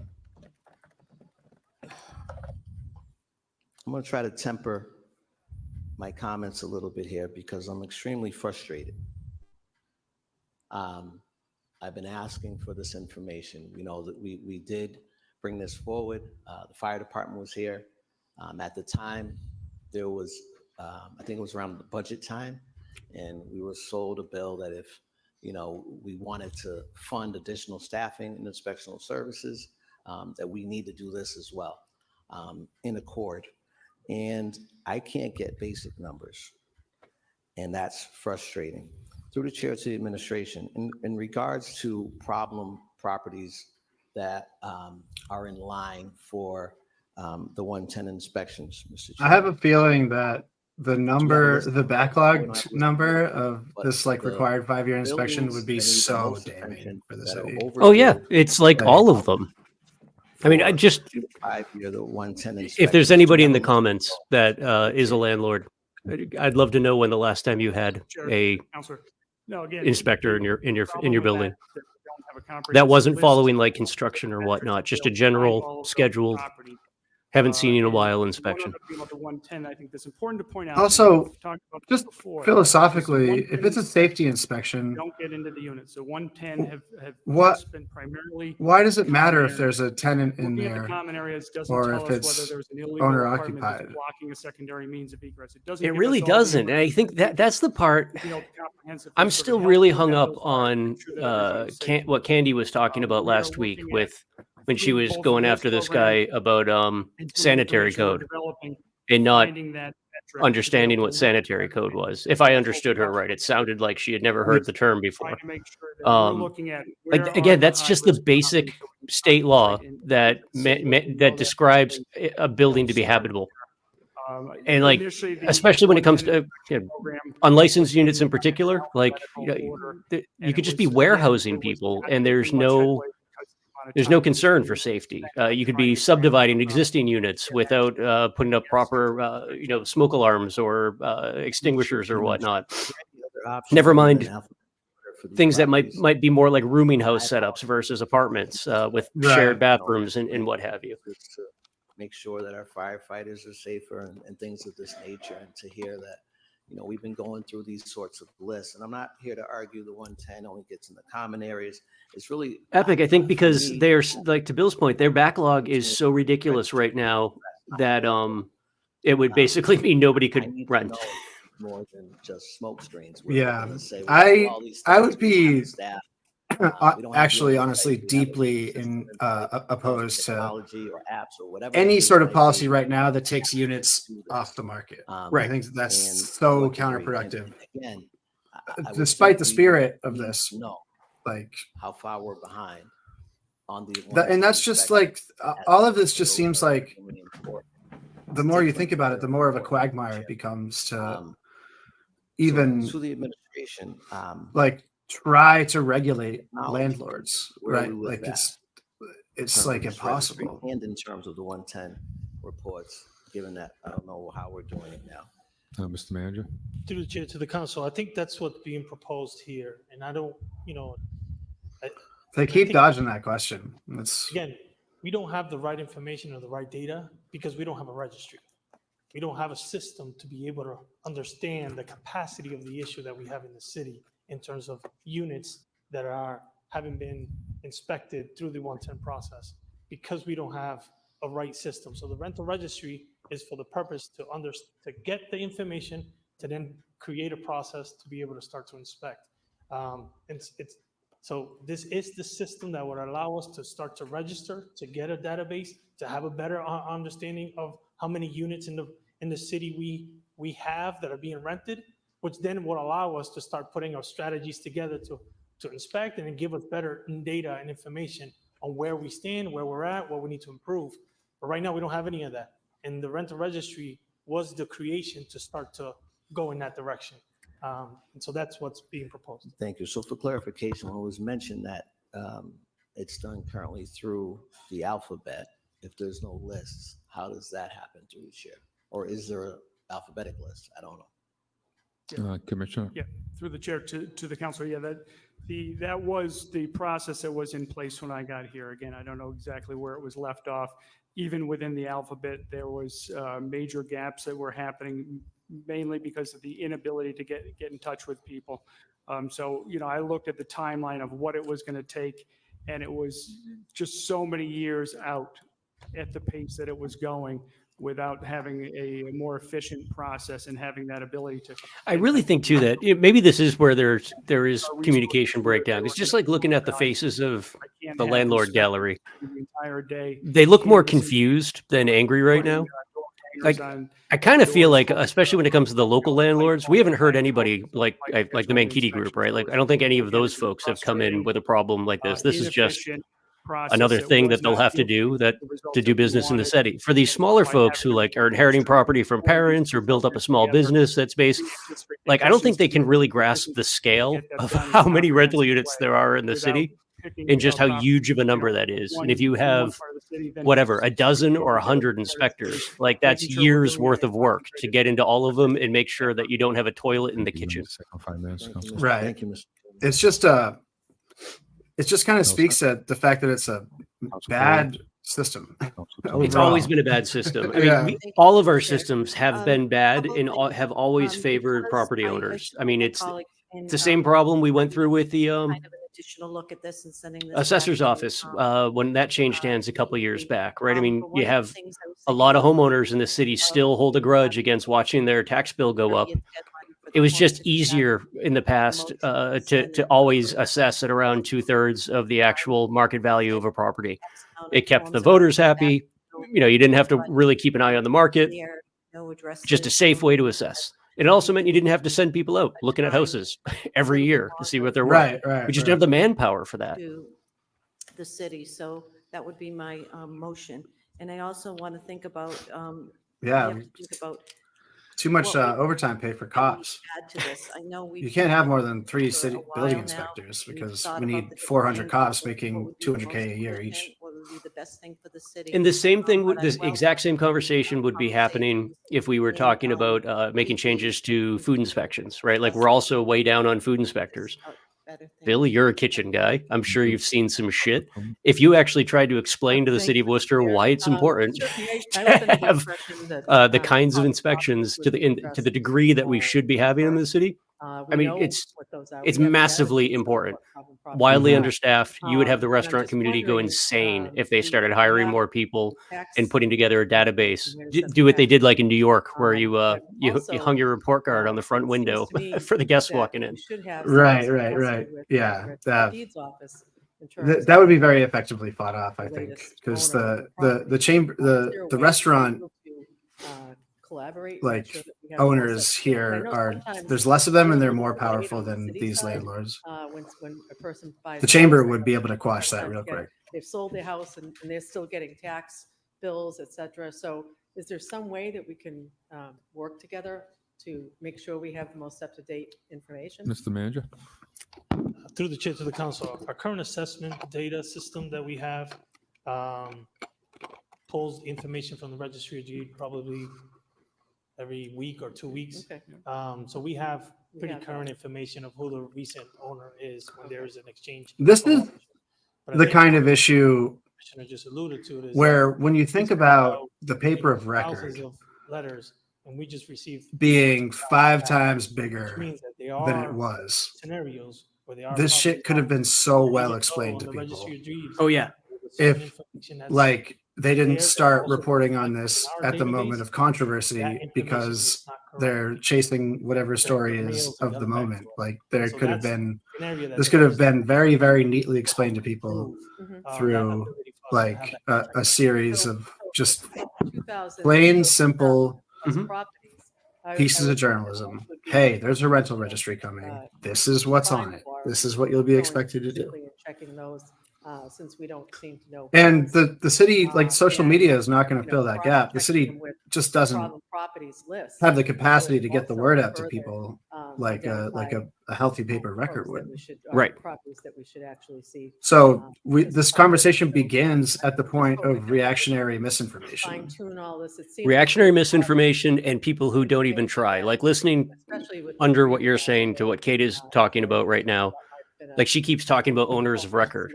Nobody has a hard time finding an owner of record, right? Like you can pick any property in the city of Worcester, go to the registry of deeds. You're going to find who the owner of record is. But the owner of record that's listed is probably, for a lot of these properties, going to be an LLC that is owned by another LLC, that's owned by another LLC, that's owned by an S Corp. It's finding the responsible party is what is difficult for people. The person who's going to show up for an inspection to be able to sign off on it and take legal responsibility. These folks are just so out of touch with how property exchanges take place in a modern marketplace. It's sad. It's just really, really sad. But Kate is speaking directly to those 5 guys sitting in the gallery, right? Her who do have their names on stuff because they live here. They're just people. Whatever. It's changes the name of ownership, not the contact info. Second thing is the commissioner and I, since last week, we've been working on trying to come up with some changes to the ordinance. We were just not quick enough to be able to get it onto this calendar because we would have had to get everything ready. But that's also the thing too with Maine South Mom that like most of these folks, if they're carrying a mortgage, they're paying their taxes through the process of the mortgage and the note. That happens as well with smaller residential properties, like it does with single family homes. It's Perfect. Thank you. again that's the sort of thing that with most properties it can go to a registered agent and it's going to get paid, but that doesn't really help you when you have an emergency. Started now, is this 3 years or are we working on 4 through you to the commissioner? To the chair, to the councilor. No, it's been about 2, maybe 2.5 since this was first proposed. Okay. So from that time, and there certainly seems You to be voted on an this. awful You lot of were supposed to read the report. I remember the fucking conversation. Why can't you? I voted on nothing. I laughed at it, but through the chair to it's the insane manager. how that's what I'm off she saying, was on Maine South that. Mom. It's Tax bills. there's a sincere lack of understanding about how these systems actually work on the council's part, and they're, to Bill's point, Those tax the ones that are bills inadvertently stirring the pot for because a if lot of they're townies property owners, who just then don't want extra busy work the commissioners that they're going to have to do currently once. now They're never going to have to worry about it sent again. out all these Right. notices, and Just we goes back to got, I forget like the number this. that he said. We Really, got what all we're seeing those here back. is like this is a rare time when city councilors Are we have to saying that those respond to property their core owners aren't paying constituency their being tax actually bills? mad at them for something. Because what I'm having a tough time wrapping my head around is, And they're not used to we that. send This out is our tax Candy is bill. doing a People perfect job pay of their explaining tax her bills. stupidity I mean, right now in obviously, reference to what we have we were some just who talking about, don't. Bill. Are those not the owners of the properties because they're paying their bill? So how is it that we don't know who owns these properties? I guess Commissioner? is Oh, I'm to the point now that I don't know. Are you What is serious? it How does she that, not understand? It's we, whether the you're city, renting it have out. we know who owns the properties because we send them a tax bill. They pay their taxes. So we should be using that list to send to the property owners. I'm finding it hard to believe that we got all these letters back because those folks don't live there, but yet we receive the monies for them to pay their tax bills. What? Mr. Manager? Yeah, through the chair to the counselor. Imagine trying to explain people are paying the taxes. lien auctions to these people. Right? People are paying the taxes. There's a high percentage of people. And if who you don't, we'll sell your house to BlackRock. Haha. Bills from even when we send out tax bills. We get send out letters or water and sewer. Sometimes, depending on what we get letters sent back to the as well. It's not a perfect. It's because Brendan's the kind of smart that would never get you on the city council. You're not. Well, I do appreciate that. Not allowed. I appreciate that as well as Sally does. Brendan, you do a good job breaking down stuff like this. Tax bill. So people automatically they pour their mortgage. It's on not that it matters, because the real estate tax. the people who need it broken down to them are in this room and they're not seeking it out. The thing that bums me out listening to all the confusion here is, so anytime a property transfers anywhere in Massachusetts, you have to get a smoke alarm inspection. Fire department has to come in person. Doesn't matter if it's a single family home or it's a commercial building. The one thing that happens with every property transfer is a smoke inspection. It seems like this is the sort of thing that they could have tacked onto that effortlessly and almost had nobody notice and created a registry based on property transfers. It wouldn't have hit everybody, but especially over the last couple of years would have hit the majority of properties that have changed hands on the rental side, and slowly started building this up in a way that would have been non-controversial at all. For any type of issue.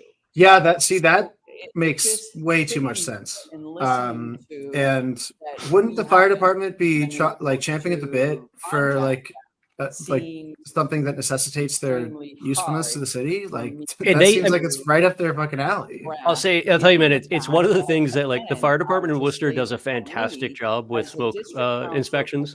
I'm sure there's somewhere in there where there's people not working as hard as they appear to, whatever, it's a city job, but those guys do incredible work. It's its own little department over on Mead Street that his name is Captain Bull that runs the department, and just has an army of guys with sticks that go around to check smoke detectors. But yeah, that did happen with all of the 3 landlord transfers I've had and they don't miss anything in the city, because like you can't close on a property. Like you that's one of the documents in Massachusetts required to have a proper closing is your smoke cert. Into something much more complex, and it's hard for me to understand that if I can make a call and find a how hard would it be to expand that to be like, is this a rental property? A property owner that and just like it just makes the questionnaire a little bit longer. You know, it wouldn't put that much extra time. I know that through the city system. Because if we have to go to the bank and just get a contact number, get them to fix something, that's where we go. So I just don't understand. They already get the contact number to come do the inspections. You know, like and that's where the new landlord has to organize that. So it tends to be real estate agents that organize it in Massachusetts, which is the only reason that I'm familiar with it. But it's still, it's the place that whoever ends up with the ownership of the property. Again, whether it's a business entity or an individual, that little paper smoke certification goes to the closing attorneys to get filed as part of the closing documents. So it would find its way in the hands of the responsible parties. Owners have multiple properties because they tend to create LLCs for each individual property. And so each individual property has its own LLC, which then is another trust or family trust or whatever that oversees it. So it becomes a lot harder to find who the ownership is at that level. And so it doesn't mean that it's impossible. It just takes more work. And so to apply this kind of level of work to every single inspection in the city, it requires. Yeah. When I traced out the Mill Street owners, real estate empire through their LLCs, it took me like 3 days. Yenny helped. I don't know if Yenny's in here, but Yenny helped me a lot with that. That was we're kind of lucky. Very that, eye-opening. Yeah, no, we're kind of lucky that the Secretary of State's office So in again, Massachusetts, Mr. their Chairman, database I is think relatively that, searchable.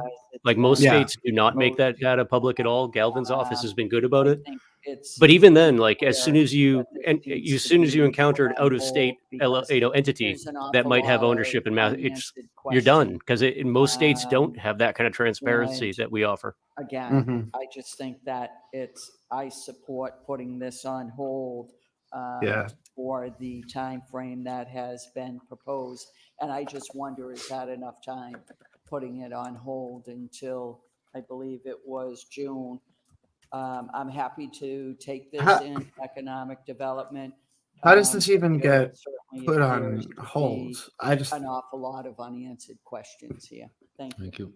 Okay, so we'll send that to committee along with the manager for report back, along with Council Corio's motion too.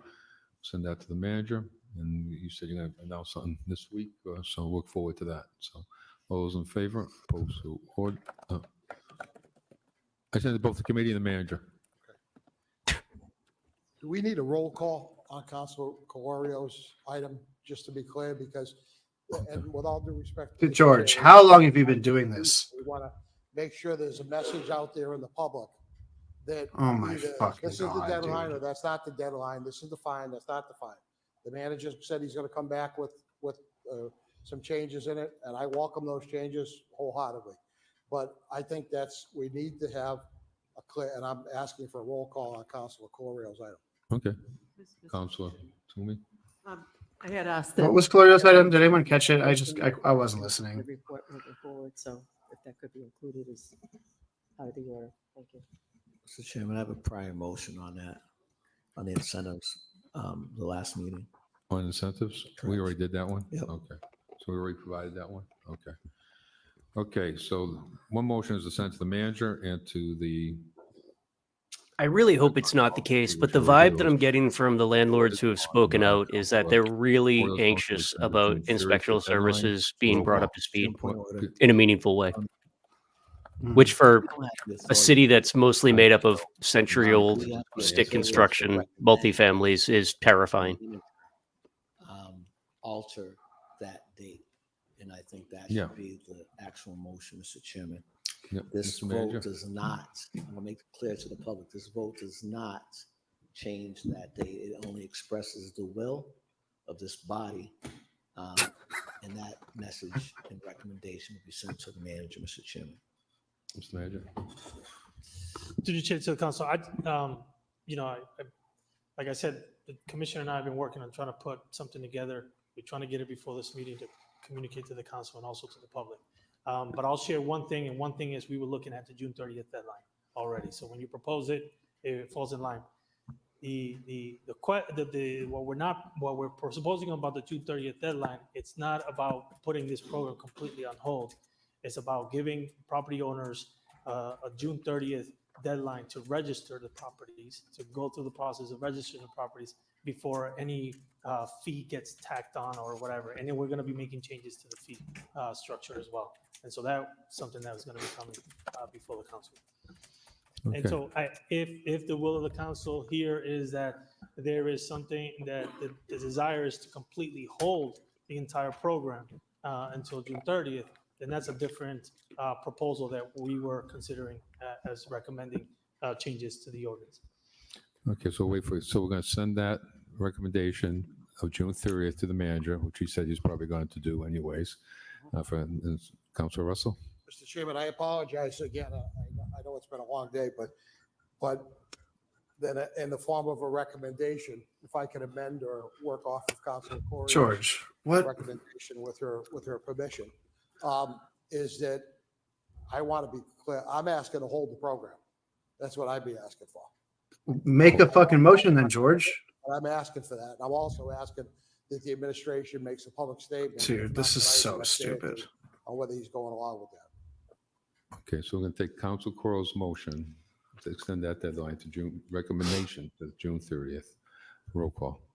While the chat is having conversations about Eric's ability to navigate stuff like this, this is one of those nights that you can start a shot clock on how long he's going to be city manager. Councilor Haydo? Yeah. Which is I mean, unfortunate. honestly, Council Russell. If I'm Eric Batista, Yes. And Mayor Petty. and Yes. Manager be like coming back this, with this the would be report one of the this issues week, that breaks me, also, because it's coming- not like, it's not come political couple weeks anyways. so much as that Okay. you're just We're gonna trying move to on do from this, so something thank you for competent, coming out and you're tonight. getting hung up Appreciate it. by reactionary incompetence of the people that You can come over and. pretty much just pretend to oversee you until their friends get mad in like a Right. situation like this, and then they demand like We are on action that they can't even demand. Like 918 that, I and don't know. B.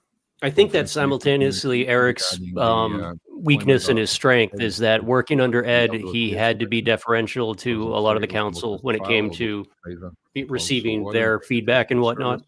Now that he's in charge of things, like, I think he gets it that he's in charge of things, but it's really hard to navigate a room full of people who don't understand what you're trying to accomplish and are just Right. reactionary in their response to everything. Next is recommending appointments.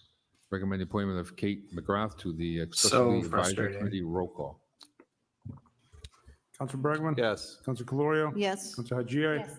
Council King. Yes. Council Member Carlson. Yes. Council Nguyen. Yes. Council Ojeda. I'm going to be back in 1 second, Bill. I'm told there's a bond me waiting for me in the house. I got to go track that down. Ooh, very nice. Yes.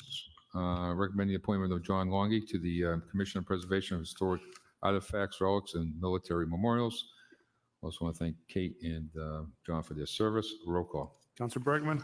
Yes. Council Calorio. Yes. Council Haji. Yes. Council King. Yes. Council Member Carlson. Council Nguyen.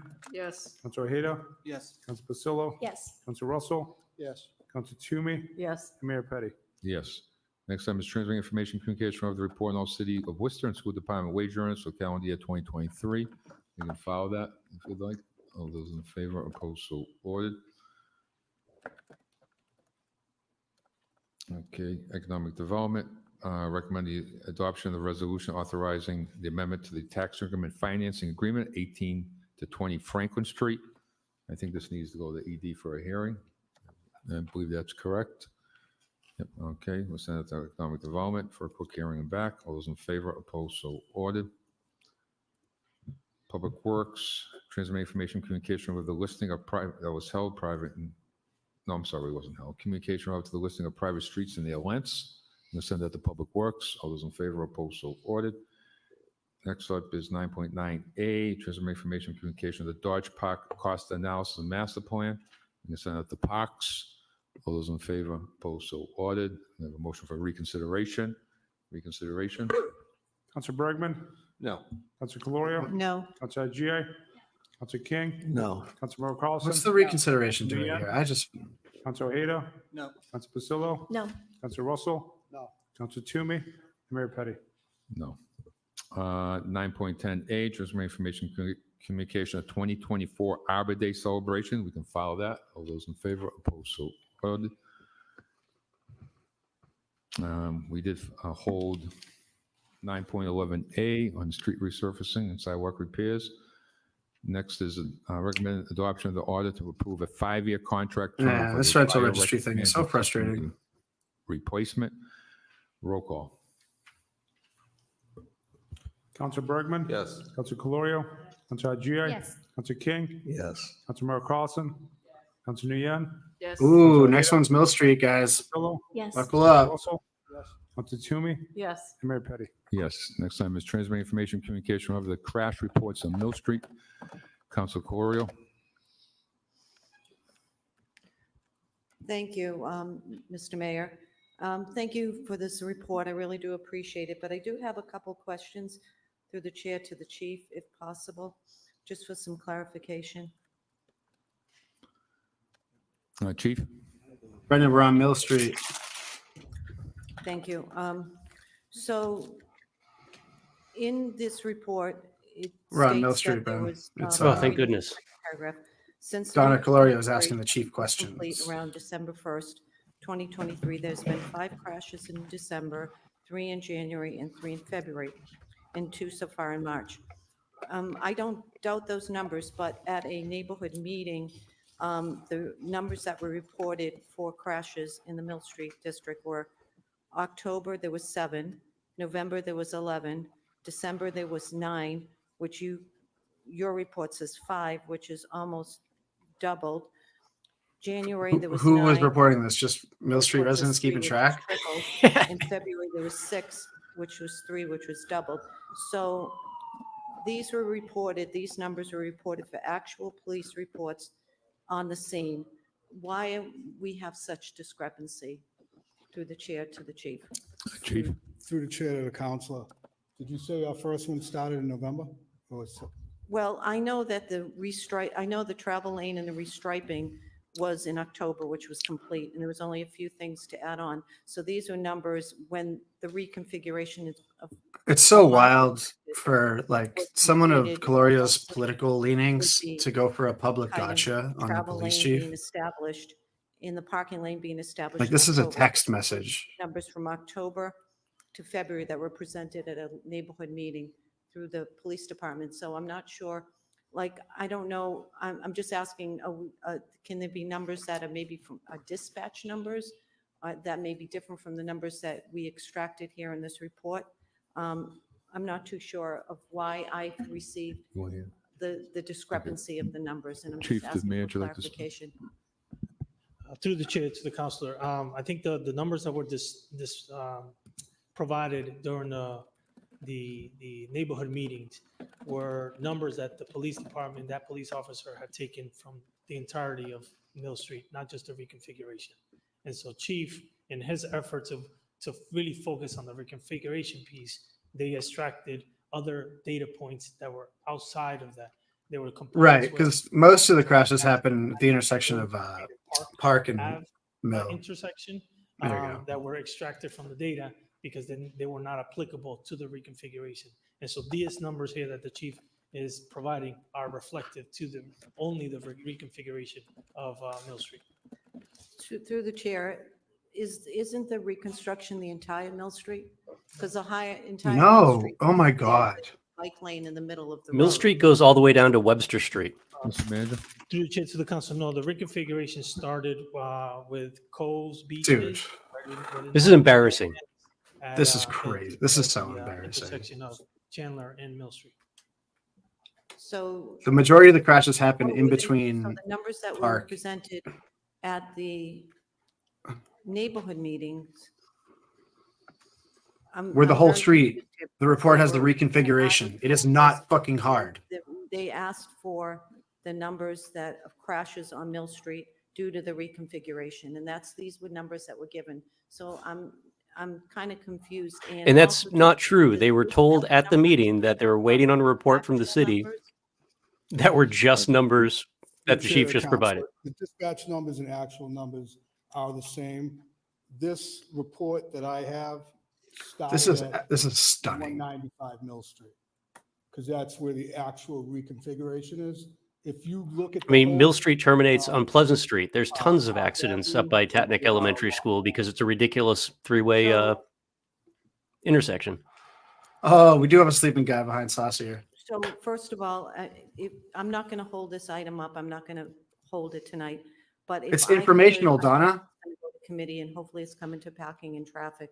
What I would like to have is, I would like to have just a little bit more additional information. First of all, I would like to have the October and November numbers as well. And also too, if we can have just the entire Mill Street, that would be very helpful because. Oh, it'd be easier for you to make compared a the entire bad faith Mill argument? Street Is that why? When the entire Mill Street of a year ago. If we could do that, that would be helpful for me. Through the chair to the council, one thing that I think could be helpful.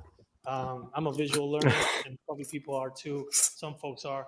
I think it could be helpful if we map it out of where each incident happened within Mill Street. And that might give you a better visual perspective of where the incidents. And are that would be very helpful. And also to maybe include in the accidents that happened, like you said, if they happened way at the beginning in whatever. So, I mean, I would hope this would come to committee, to traffic and parking. Suspense, I guess. They have the numbers from October. The problem that you're hearing with the counselor The other thing, speaking too, now, is, I would like to. they're unhappy to learn that the numbers that initially had been given to the public were the entirety of Mill Street, not the area that had been reconfigured. If you look at just the reconfiguration of Mill Street, it looks, it's very distinct, very obvious that the numbers have dropped substantially for accidents. It's only when you bring in Park Ave, Webster Street, Main Street, and Pleasant Street intersections that the numbers look like they rose. For the meeting that will send this to traffic and parking. This is an important point. Donna just made Eric and the chief look so competent. Thank you. First of all, Intern Chief Saucier, thank you for this very refreshing, very detailed and short and succinct report that outlines exactly what was asked by Councilor Coloria, which was the numbers for crashes on the part of Mill Street that has been configured. I have to say that before I say anything else, that I just want to thank the city manager. I want to thank you. I want to thank the administration and your staff for being committed to something that the residents have been asking for on Mill Street. Donna really did ask for a recount. For your time, and probably since Mill Street was configured in a way that made the public really unsafe. Having said that, there's 2 points that I want to make through you, Chair. One is pertaining to the outlandish numbers that were reported on neighborhood meetings that have caused not only a lot of confusion, but I have to say they have been incredibly harmful to the work that we are all trying to do, the work that your traffic division is trying to do, the work that your staff are trying to do, and the work that we're trying to commit to as district councilors. So I would like to make something very clear. The numbers that were reported that Councilor Coloria is referring to, not only did they include a section outside of Mill Street, the configuration, the one from near Coes Beach to the intersection of Chandler and Mill, they included calls and accidents that were in the surrounding area, which inflated those numbers. What? That narrative took a hold on social media by people that shouldn't have a say in what is public safety. Yeah, there are side roads, but like June Street was included in a bunch of them. If the accident reports that the person was traveling from Mill Street to June Street or June Street towards Mill Street, they included those numbers. Through the eyes of our traffic division, so that we can get accurate numbers to our residents. I have to say that it's been really, really disappointing and very frustrating that here we are trying to reduce and make public safety for our residents the primary goal of this project. And we are being sidetracked by inflated numbers, by numbers that have no narrative or no facts attached to them without context. And that's, for me, as a district councilor who has been doing this work alongside the administration, is extremely frustrating. It takes a lot of time and it takes a lot of resources that we should be putting where they belong. So Interim Chief, I would love to have your support in making sure that that's a huge point, Jack. And I've actually been surprised to find how many local and state officials don't realize that those federal dollars are pegged to the kind of reconfigurations that we did on Mill Street. Absolutely no problem. If you want the federal coin, you need bike lanes, or you're going to fall into the realm of that complete streets model. Or the deaths that have happened on Mill Street or other streets for that reason. I am afraid that conflating these two things, the crashes and the effectiveness and the efficacy of the Mill Street configuration with the overall numbers on Mill Street conflicts the two issues. This order specifically started with the intention of understanding the efficacy and the numbers of crashes and accidents reported on the configuration of Mill Street on a section of the just not the entire one. complete So I would contrast. like to make a motion Just and hearing appeal to the Patel speak Chair of versus Traffic and Donna Parking to Coloria. not conflate those two things, because right now we're not talking about the entirety of Mill It's the Street. same We are talking job, about you know? specifically the narratives that are false and the numbers that are inaccurate, and trying to get an accurate picture of what this segment of a configuration on Mill Street is doing. And we can only do that with reports and the support of the police department. And we can only do that with the support and the correct data from the administration. We have that. So I'm asking to not conflate those two, because they're only going to confuse our residents a lot more. If we are concerned about the safety of Mill Street, Park Avenue, Stafford Street, and other areas of the city that have high number crashes, that's a different conversation. In fact, I would argue that if you're interested in those numbers, then every person on this body should be supporting Vision Zero, should be supporting Complete Streets. And lastly, I would say, I really appreciate that at the Vision Zero presentation, you brought your entire cabinet. I saw Chief Saucier there. I saw your traffic division chief. I saw Chief Economic Development Officer. I saw the sustainability officer. Which is so I saw crazy the because this should be department. innocuous. That is real leadership. The fact that you have the ability to take this vision and get buy-in from all of your department heads says a lot about your commitment. And I will stand by you and your administration and the police chief as we try to get this configuration done in the proper way. Thank you. Okay, Councilor Bergman. Thank you, Mr. Chairman. I do agree that we should be comparing apples to apples, and I think at the very least, we can say today that if the numbers that are being given to us and have been given to us by the police department are doing that, comparing the stretch of coast of Mill Street that's been reconfigured. Yeah, it tells to so the- good. That was not reconfigured. I think we can all. So agree annoying. with the statement from Commissioner Raleigh last week, the numbers are pretty much the same. So they might be a little bit ahead this month. I said last. That she has time to I deal spoke with about this. But I don't believe we can draw any conclusions. It's kind of a waste of talent. Year has elapsed. So we've had 4 seasons. Each season, there are different changes in traffic patterns. Pretty soon we've got spring and summer where Logan Field's going to be used much more. Coast Pond is going to be used much more. In the winter, there may have been other issues with traffic patterns, so on and so forth. We've barely gone through 2 seasons. Ma, it's actually going to show that Not a lot of the crashes happened to really get a good assessment. pretty far One away thing from I will say, though, where is the as bike much as lane we shouldn't be is. saying this is a failure, we shouldn't be doing a victory lap yet that this is a success, because we've spent over $3 million on the reconfiguration, and at best, we can say here today, at best. That's a good bit. Worse. And I don't think, only in government can that be considered a success. We got to I think film we have that, a whole neighborhood year meeting to where say whether this is a we do success- therapy. success. I don't We do think can child say we therapy spent for Mill $3 Street million cranks. And at least we didn't make it worse. Thank you. That's it. Councilor King. Thank you, Mr. Chairman. Through the chair, quickly to the administration, referencing the $3 million, how much have we spent on the reconfiguration through the chair? Is that accurate number or is it close to the number? Ballpark? Through the chair to the counselor, the overall project cost, I believe, was somewhere around $3 million. Most of that is the actual pavement rehabilitation.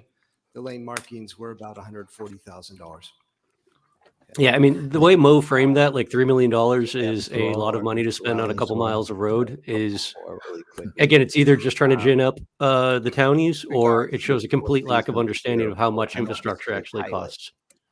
Was there a time frame? I read his whole thing as him trying to step away as relates to this from a losing through the chair position. and, Yeah, see, he just listened to Donna Calorio embarrass herself. So these are what we term quick build projects. They're projects that can be implemented relatively quickly with resurfacing projects or other minor reconfigurations.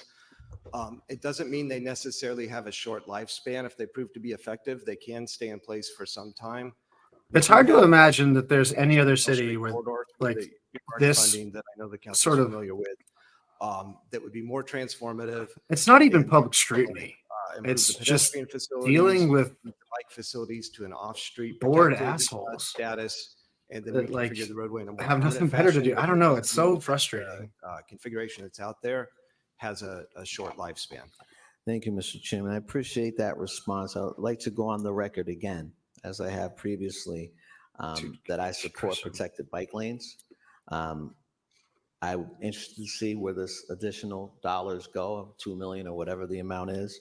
I can certainly say, Mr. Chairman, that at the very least, since 2015, at the very least, Mill Street's been under some sort of construction, dealing with the streets, the sidewalks up and down, for close to a decade.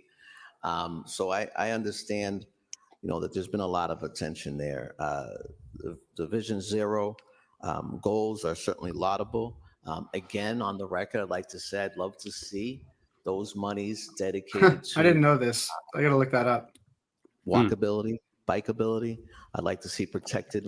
I'd like to see the sidewalks expanded and perhaps a walkway that's at that elevated height, along with an elevated bike path. I certainly said last time, and I still stand None of that's in the where council's purview, King. move the cars to the curb while traffic safety measures are taken, and referencing what the administration talked about the last time we had this before us. And I think we had talked about flex poles, perhaps striping. I know the green, I don't know what it's called, bikeway paving. Is there a timeline for that? There were neighbors that were so angry that the bike lanes were going to be painted green. I could have them wrong. You would have thought that the city announced they're going to be putting like giant LED elements, strobe lights aimed right where at their I would look house that at would only and be do on I from have 8 the right p.m. to element? 3 a.m. But it was Through the chair. the green, the traditional flex green elements paint, so that you can we're actually see the proposing bike are lane. flex posts to So They were angry, mad about the incensed. paint color. We have a plan drawn up for that, and we're ready to. I've the 2 Mill Street meetings that I've been to, Install those. I have had more conversations where like I see someone who's really angry and I approach them putting on like my real estate agent hat and be like, look, like I know you might not believe this, but your property values are going through the roof because of this work. But if you really don't like being here, let me know and I will happily take care of it for you. I feel there's a business model just to be had in angry townies who don't want to ever see anything change, but also don't realize that their property values are improving. Right. Happen in the next few weeks. Thank you, through the chair. Is the green? I You don't know who if it's wouldn't called green bike raise us think about this because it's in his best interest? Donald Trump. Is that part of the Donald Trump would let marketing it happen. or no? 'Cause you know Through the why? chair, He's a that's correct. businessman. Okay. They would And you can be too if you Thank just shut the fuck up. Again, I think that's important. I'd like to see that happening sooner rather than later. I again will reiterate that I support. That's the thing, Oliver. I mean, like, I think that's the other part too, that I've had this conversation with Christian a couple of times. Like, people think that this is done. I know It's a kind of a testing ground because all things considered, Mill Street's pretty low impact. I mean, it gets a fair amount of traffic, but it's as a thoroughfare, it's pretty low impact. They have some room to play there. All they did with this work was a resurfacing and a restriping.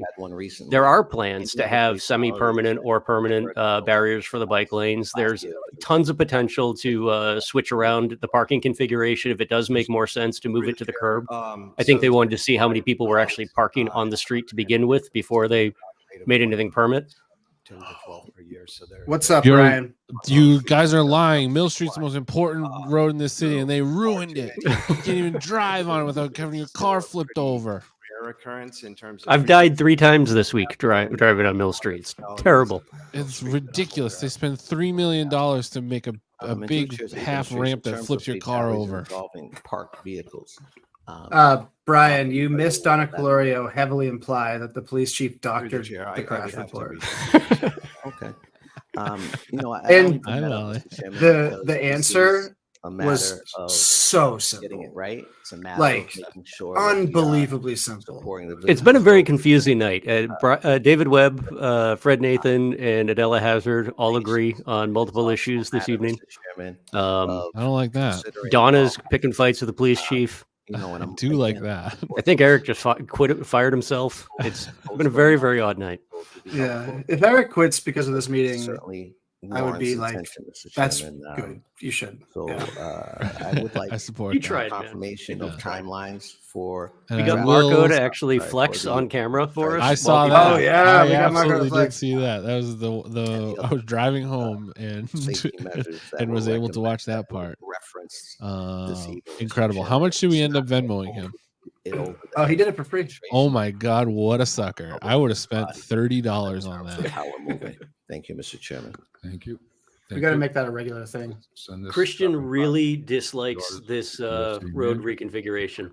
In the I- conversations I've had with him, he's just very much a traditionalist when it comes to roads. I had a long conversation with him after that last meeting, and it was up is transmitting information. just kind of quaint, I guess. He wants to bring back horses. 311 application.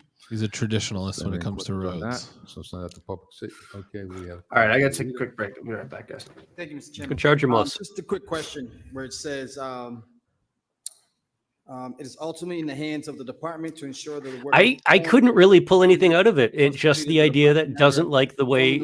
I think it's a visual. It's such a striking visual difference. It is confusing to a lot of people. And I had the conversation with him And I also had it with That's their ability to reach out. Rowley and the sergeant who was there from the traffic division, and I got the two of them, like they all agreed that, you know, you design roads based on how fast you want people to drive.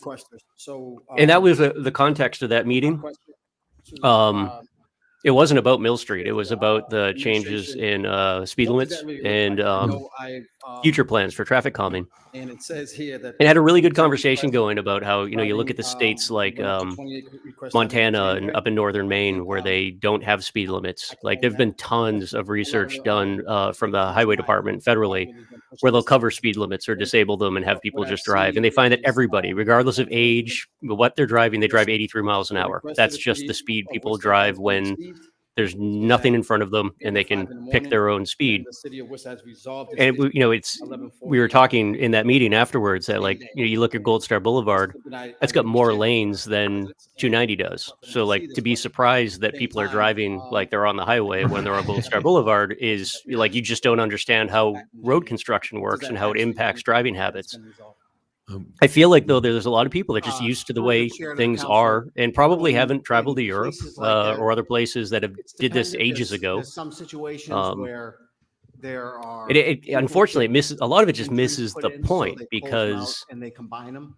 you know, like all the things that people, you take everybody's individual complaints or wants when it comes to road work. If what they did on Mill Street was done citywide, you could make a good argument that you could start taking down traffic lights and whatnot, because you would be controlling speeds to a degree where people would get to where they wanted to go faster with fewer encumbrances, but also fewer stops along the way. It's totally a win for everybody. But taking in more cases.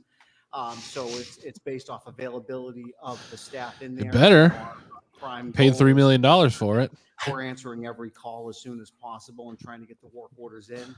And then kind of secondary to that is going back weekly, and the staff do their best to try to go through what they've processed and then start following up with the residents. So it's not always immediate, but we try to do it within a week or two. And then if there's not enough, I'm going to preface every sentence I have from now on with I don't speak for Christian. So in a case like that, I'd have to look. No into one, that one exact thought you did. particular case on if it's a duplicate entry or if there was another condition on why it's still there, and there may be a reason for it that either didn't get transitioned over to the app to. Unfortunately, they are, and the majority of people who are going to these sessions are furious. It was to make sure that we've got the right. I think it was before we came on, but I was saying to Bill earlier that Thank you. So send out the public safety. you know, that meeting was about speed limits more than anything, and somehow the average person who got up to the microphone had in their head that the speed limit, lowering the speed limit was going to make people's commutes terrible,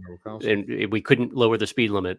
But those very same people said they wanted speed bumps everywhere in the city. Item has been before this council. Like there's clearly like the local mindset. There's clearly something there, but like it's being articulated so poorly with such a terrible understanding of how traffic flow works.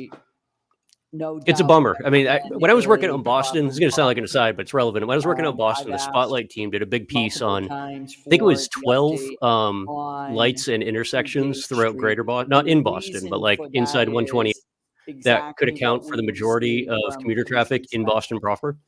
The reason that I asked for It was just like poorly timed light and stop signs that shouldn't have been there. That like caused all the gridlock in 120 inside 128. And the Catholic Church.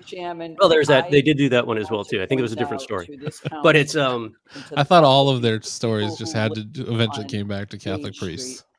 That's the shit that we're just so bad at in Worcester. Like the last thing Bill Eddy did before he left as District 5 councilor was get that light at the bottom of Moreland Street. All that light has done, and it was to satisfy the people who live on Moreland Street who wanted to be able to come down to Pleasant Street instead of going up to Salisbury Street. All it did was guarantee that every morning and every evening there's a backup in New Holden in the morning and past Newton Square in the evening. There's like 3 people whose lives are better, and then the rest of the county sits for an extra hour staring at Doherty. It's just it's a bummer. City of Worcester.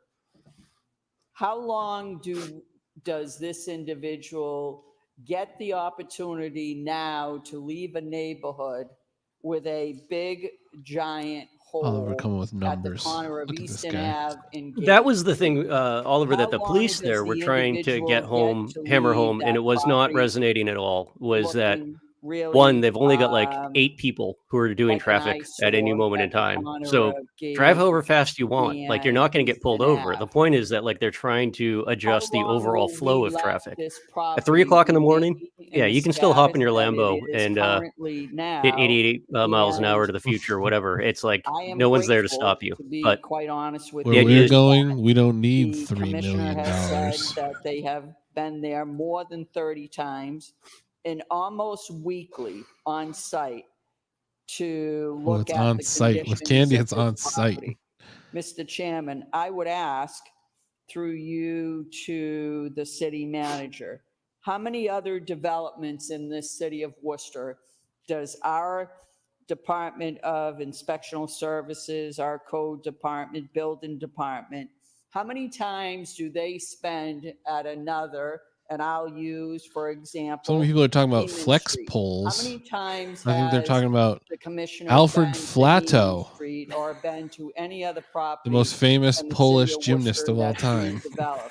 If you look at what has happened on Gage I think the Street, holdup on the the city has spent an installing exorbitant Polish gymnasts on amount Mill of Street time, is an they put out exorbitant traffic amount cones of for a staff while, and time, the first all night they were to there, they give were all us stolen. as the Oh, yeah. neighbors there. I think there's And a little for bit of somebody concern like still about myself putting who anything that represents isn't this area, Bolted I down. get to to the see concrete. no It's differently they're than really the going to be people who stolen. live there, a If I giant saw those cones, I would have taken those. giant Those are gold in hole my that industry. he had to go there Oh, the and cones all ask showed back them up as soon as it to started snowing. reinforce the People were using them to sidewalk mark their parking because of the spots in the middle of caving Mill in. Street that they weren't And using. again, if, and I do believe this, if I did not stay on top of this, I really fear what that building would have looked like. And Mr. Chairman, there are several Oh, people God. who are in the contracting business who talk to me about this owner and about what he was. The autonomous zone what thing is so he true. I used to asked say that them all the to time do. in my early And 20s Mr. that like Chairman, this is a in bill Worcester, like you could drive, you could be would not shit-faced meet the city of driving Worcester's reverse with a code. paper sack over your head, So and there is a again, 0% chance of you I getting cited write for drunk tonight to driving. say thank you Put one state for trooper in the the mix, and you're gonna have a really bad report. night. But But what as long as it's is just it townie, that we as a city are going to do about this piece of property at 2 Gage Street? And you want to talk about a problem property, I don't have This the lady stays previous obsessed with Gage report Street. of how many times that For we as somebody a that is city vehemently went opposed to there. the rental I do registry, remember the number that the fire she's department was there, she's which was making a lot of points in the 536 we should hold times. landlords accountable Okay. column. And again, 536 times. How many times had we been there as a city Excellent point, inspecting that building or going there as a problem property, which is a significant number? So again, I'm asking tonight through you, Mr. Chairman, to the city manager, how long are we going to allow 2 Gage Street to remain in the situation that it is under the current owner? I quite frankly hope that this property would be sold and sold to I would somebody love it who if we got is into a decent human the realm being of who Candy will advocating for take seizing the of people's property property. where families can We could have a move lot of in fun with and that be safe against and her. live here in our city. yeah, who are the neighbors that are donating to Candy's campaign on Gage Street that she's so And I concerned would, about this? Echo those remarks in terms of we are hoping for the same thing. We would love to see somebody who is a responsible developer, builder, take on this project. We thought there was one. He backed out because my understanding, there were some differences between the existing contractor and multiple owners. So in fact, we didn't have somebody ready to take over this project. In this particular case, we have. According to the Telegram's had- reporting, the contractor that currently has the job is one of the owners takes now. out the permits. So permits are not issued to the property owner, they're issued to a certified contractor in terms of that. So that's. and we That's did Dr. the Hirsch. full, He had a big night tonight. He got an award. He's tired. He's contractor that doesn't have a You know, he license. gets really sleepy when he doesn't have a different hat on every day. That's it. So in this Too case, much we had sunlight to on his follow head. The process. Remember We were that? there Remember multiple that? times to try to You make know, a sure that different things were hat being on done right. during COVID. The foundation He collects loading, hats. and the foundation, most of it passed itself. The final drainage and waterproofing was not complete. And that's when we asked, and it was not moving anywhere. That's when I asked it to be made sure that it got backfilled so we didn't have further deterioration of the existing infrastructure around there. And at this point, our recourse is what is in the order, which was a 7-day order to correct on all of those. That 7 days will be ending tomorrow, and this will get pushed into court. And then a cease and desist order will be issued. At that point, this property will be beyond its 2 years to rebuild. So any subsequent subsequent builder who comes in is not going to be able to build by right as they normally would after a fire, but they'll have to go to the planning board for a variance on any kind of units they do. You're in your second 5. Mr. Chairman, I hope that this goes to Candy's another still development. obsessed with Gage Street. Is what's happening right now. And I will tell you, the reason why this property did not get completed is because this individual did not pay several contractors who live here in the city of Worcester. So it's no secret in this community what happened at 2 Gage Street and why 2 Gage Street remains in the state that it is in. And again, I'm thankful for the report. I'm hopeful that tomorrow comes, quite frankly, and goes, and that this winds up in court, because I hope that there is a new owner, and I'm hopeful that this has to go before the planning board again. Because for me, and especially for the people I represent over there, this is a nightmare for them waiting to happen if this same individual gets to build over there. Again, there is nothing good happening on Gage Street. Nothing good happened there on March 14th, but nothing good is going to come of 2 Gage Street with the current owner. So I just want to say thank you to the administration for what you have done, and thank you to the commissioner. And I would just ask. This is the same woman who had no idea there were sanitary inspections, right? Tomorrow, Oh my God. and what happens going forward. But again, just want to share my appreciation. What a for nightmare meeting. Maybe Kate can get a tiny house on 2 Gage Street. Council King. Oh yeah, get 2 or 3 of those. Questions. One is through the Maybe put them on top of each other. the hours that we invested into this property since we wanted to begin since February. Ojeda is actually taking some good votes. I will give him credit for that, Through the but he council, hasn't said I don't much. have the But honestly, hours, I only have the not saying overall much, number. I like it. I'm in favor of not saying much. In this context, yeah. I don't have, the duration of every meeting we've had, but needless to say, it's been an inordinate amount of time and resources that have been. Yeah, sounds put like into it. this. Again, Sounds like Candy the is reason we've done a that is to make sure that this, as communist. it gets developed. Good old land reform candy. That's what I say. As it was before. And, any kind of building permit, anything like that goes through a rigorous inspection process. So we were on. top of it Landy to make Merrill sure that Carlson. things weren't, missed in the Didn't know process. she was a Maoist. Thank you. Certainly appreciate the attention to making sure things are moving as they should. I'm not quite sure what it means. It's her whole life, I think. to determine that the project is not progressing in good faith. What does that mean? Yeah, in terms her of, tangible. Yeah, matters? so Her style of so speaking is generally, crazy. If projects like It this is follow a sequence. pure stream of consciousness. Site Basically preparation non-playable themselves, character at this so point in this time. gets Yeah. started with Right. demolition, Site preparations, and then the bottom of hole inspection is usually conducted to make sure they're at the appropriate levels below frost. It's and the kind of connection, uniquely the soil human is correct.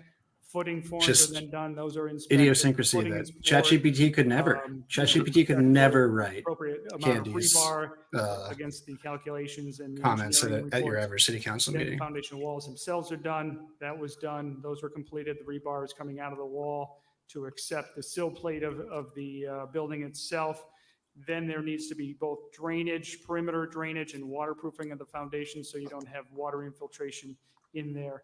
But, you know, things were progressing, and then when it's months with no communication from the property owner, from the contractor, no work being done, no corrections being made, that's when we came to the conclusion, and again, it is within our building commissioner's purview to determine when that good faith has not been exercised, and we determined that good faith was no longer being exercised. Thank you. And to the administration, just curious, how long you been on the job when this tragedy occurred, to the chair? It was a pretty short time. I started here in September of 21. Thank you. I asked that to ask you this and to make a preface. This motion I'm going to make is not about this current department's leadership. It's really to inform me. Honestly, though, what do they expect them to other do? aspects It's like of how we're private governing and property. how we're doing work.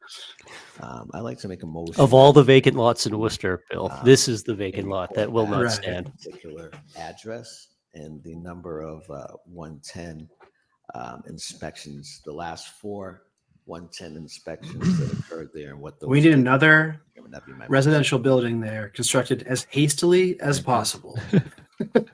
We'll send this to public safety. All those in favor? Public safety. Ordered.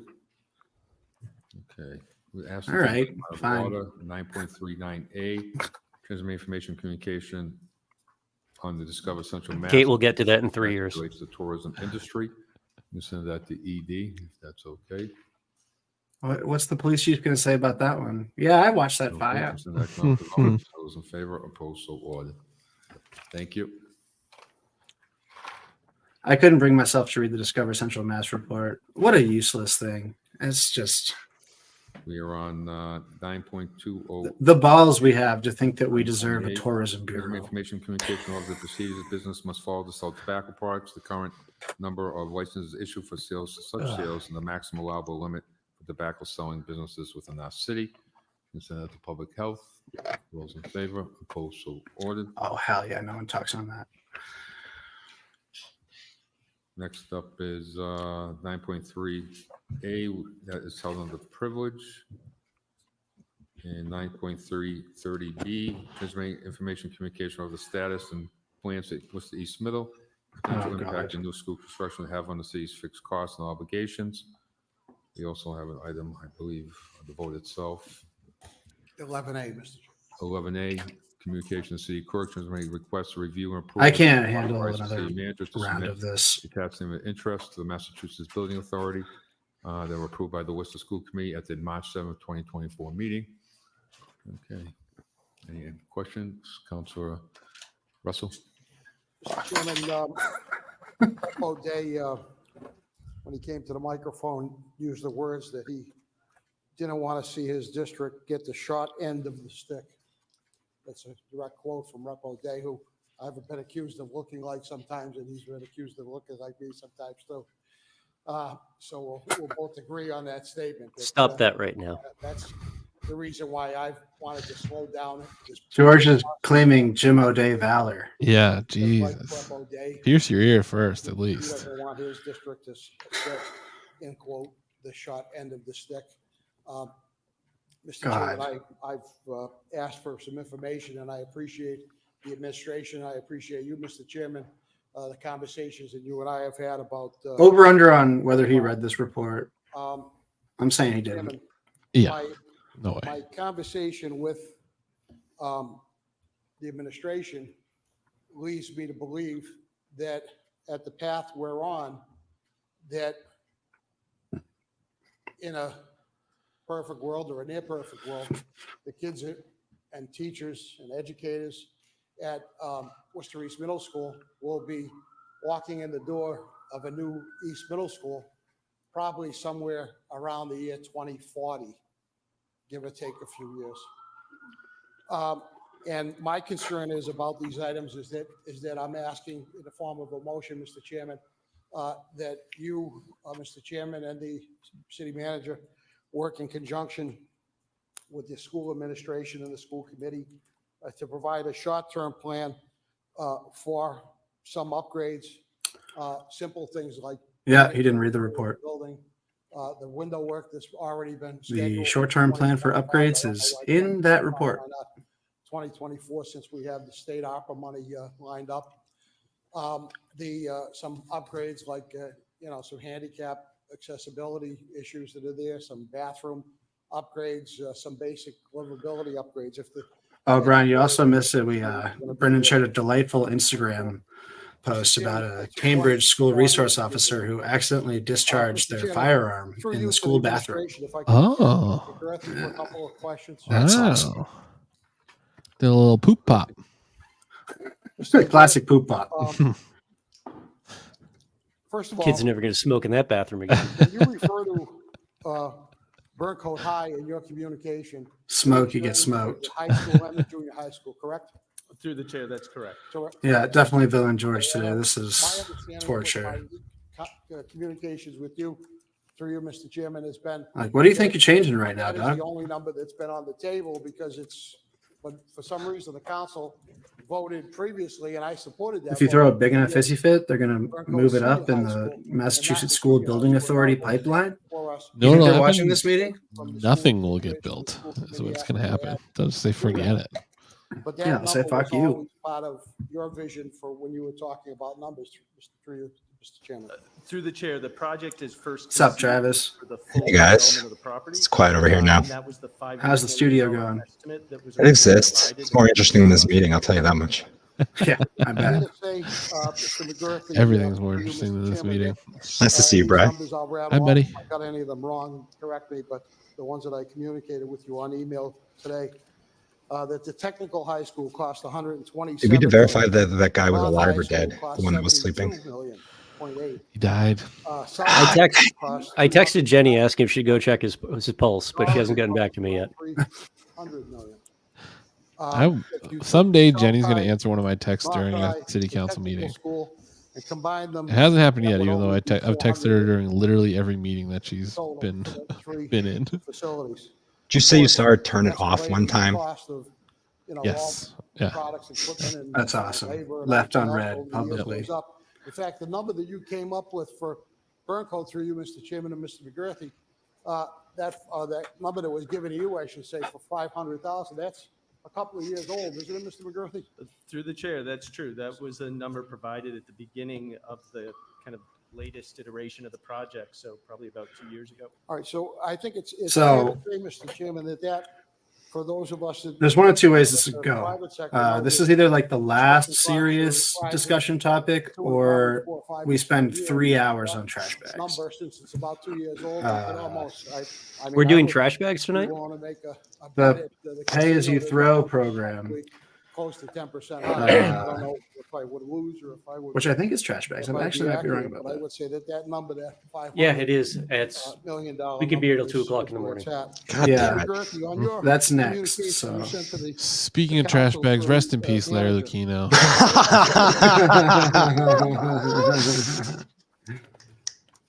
Nicely done. Well put. I'm sorry, the last. Well And the put. last sentence, just above your signature, on the communication dated April 2.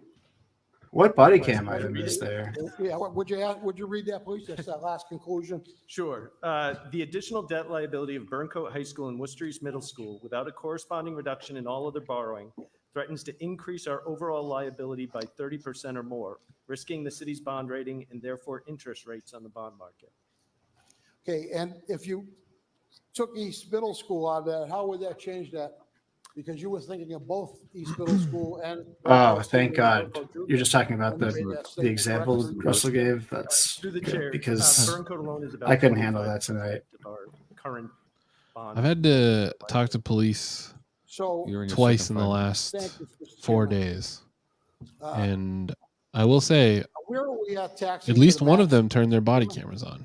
That question wasn't answered in this communication. I was If kind we of surprised go by forward it. with this, and I understand, and I voted for Burncoat High.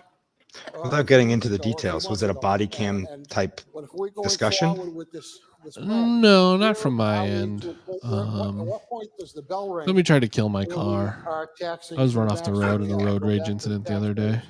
Nice. And Jeez. Yeah, that's cool. What would that do to our bond rating? Through the chair, that's a. They knew how to policy, get to me, really. destroy the only thing I love in this Challenge we would world. have is Your if Jeep. Did they actually try and kill the car? conservatively She tried. She $20 million she ran me into the guardrail on 290. first 5 to No 10 kidding. Dang. Yeah, that's project. pretty. crazy. What were they driving? Depend on A when Prius. that project I was is- gonna make that joke. what Like, the I mean, final is this a cost of bit? that Because that's project might ridiculous. be, No, it's real. what the It's real. interest Yeah, rates are when we it's pretty borrow the wild. funds. So I'm fine. I'm totally when fine. the actual debt Car's gonna be service fine too. hits is No, still just snap the based on tie rod. assumptions, the chart I Yeah, I mean, gave you. Prius could go right under it. I was gonna say Prius versus Jeep. I imagine Jeep Like wins. full on hit me, Moving on the project, sideswipe me, but if and into the we would guardrail, absolutely need to find a and way to legitimately the cover only an damage is to additional my $20 wheels. million No body damage whatsoever. Wow, that's lucky. That's I'm shocked. Be going back to the taxpayers. It was not Kate Toomey. Well, we Definitely would be could have for been providing sent our by Kate services Toomey. I will to the say. public. I guess that's our choices. Am I correct? She ordered a hit. That's Through how the she deals with chair, unless hemorrhoids. revenues increase significantly between now and when that debt service is due, we would have to find a way to fit that $20 million into the budget somehow. Mr. Chairman, I would just close with two things. Number one, I would bring my colleagues' attention to the last sentence in the city manager's cover letter also. I like how where when we he, have these budget conversations, basically rings a bell for us. they always talk tells about like us our about being cautious debt, financially. like But it's again, a Mr. Chairman, there's a ceiling that can't move at I- all. Like we've never actually touched Prop 2.5, and we're so far below our potential tax levy because the way we tax residential so low. None of these numbers are real. Like we actually wanted really good schools, and we wanted them all done realize tomorrow. Like we could that start breaking ground this if summer. this plan goes forward as it's. But then we'd have to tax to the max. 2040 is a long way to wait. You can't do that. For kids to be sitting in a school that's got. You don't want to be caught guilty of taxing to the maxing. Other parts of the building. Thank you for know, your these types of concern. things need It's to be addressed. fine. My rental car is a in that building, minivan, so and it needs to I'm be good. short-term, And I would hope that we could all That's work sick. together. Dude, I love on East minivans, Middle man. School, because of course that won't be done for free, but that sometime down the road. So that maybe comfy. that facility even. So much more might room be for able to be activities. kept and be used, For other uses. Thank you, Mr. Chairman.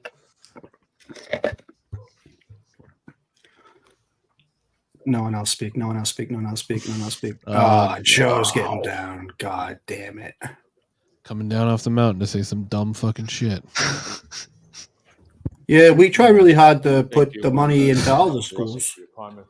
This is what's going to happen is they're going to cancel the burn coat project and then just put a little bit of money in every school. Yeah. It'll just Yeah, be we, like a new fountain. That's exactly what I was picturing. Every school gets one new drinking fountain. You're gonna buy one Bitcoin for every school. They can do with it as they see fit. Fund has about Wow, $15 million. $66,000 per school. The extra money like we have every year. Jimmy Cash is going to get some sweet new hose. Singular, you mean, Yeah, right? one hose, exactly. A reserve fund can Any carry feet over of year it, to year. like The literally fund tens can of grow feet of in it. interest. So the more we can put in it now, it'll lessen the budget's annual responsibilities. It relates to the $20 million plus. Why are they pretending like they're involved in the budget process? Just like I said last week, it's logical that you do both at the same time. You can share the building, different parts of the building, which with each school. Which cut down I the wish, cost. I wish, And I the MSBA, think it'd be really fun to convince or trick Joe Petty's office into letting us do a day in the life documentary of Joe Petty to just show how little he has to do with the operations of the city. Yeah, that'd be so sick. Snow doesn't go on those. At least we have, the roof was done, which was good, back a few years ago in 2020. And prior to Do they that, still we use did carts oil, with like flat screen and now TVs? the window schedule for 2025, which I don't know. I assume wish. every- I hope they do. That's a real rite of passage. was- That's how I watched 9/11. You had flat screen TVs on your carts? No, I'm saying, but no, now no. all TVs are flat screen TVs. I know, but like we had giant CRTs that like Yeah. they weighed Well, more our- than a our- child. You could Our die flat pushing one of screens those were around. CRTs. They were just flat screened. We had like tubes. We had tube tube TVs. TVs, yeah. With the all school. That's awesome. We had a damn Betamax. VCRs, but Then we did the Roosevelt and Sig. I'm not sure the time. and because they're on a cart and they're always moving, the clock was always blinking 12. Roosevelt and Of Sig, course. Technical High School, North High School, and then also now we have Nelson Place, South and Dory. I don't think there's chalkboards anymore. Council should be pretty proud. Oh, whiteboards now. Done. And our commitment to those. It's all whiteboards and non-working smart boards. I've seen more, non-functioning smart boards than I've ever seen a functioning smart board. I remember having a conversation when I first became mayor with people in the state. Oh, best day in school. Bryan, myself, and we wanted to do 3 high schools at the same time. Wow. And what that would have cost us? $105 million. I had to get my parents to sign a permission slip so I can watch Schindler's List on one of those bad boys. Yeah, we took a whole day and watched Schindler's List as a class.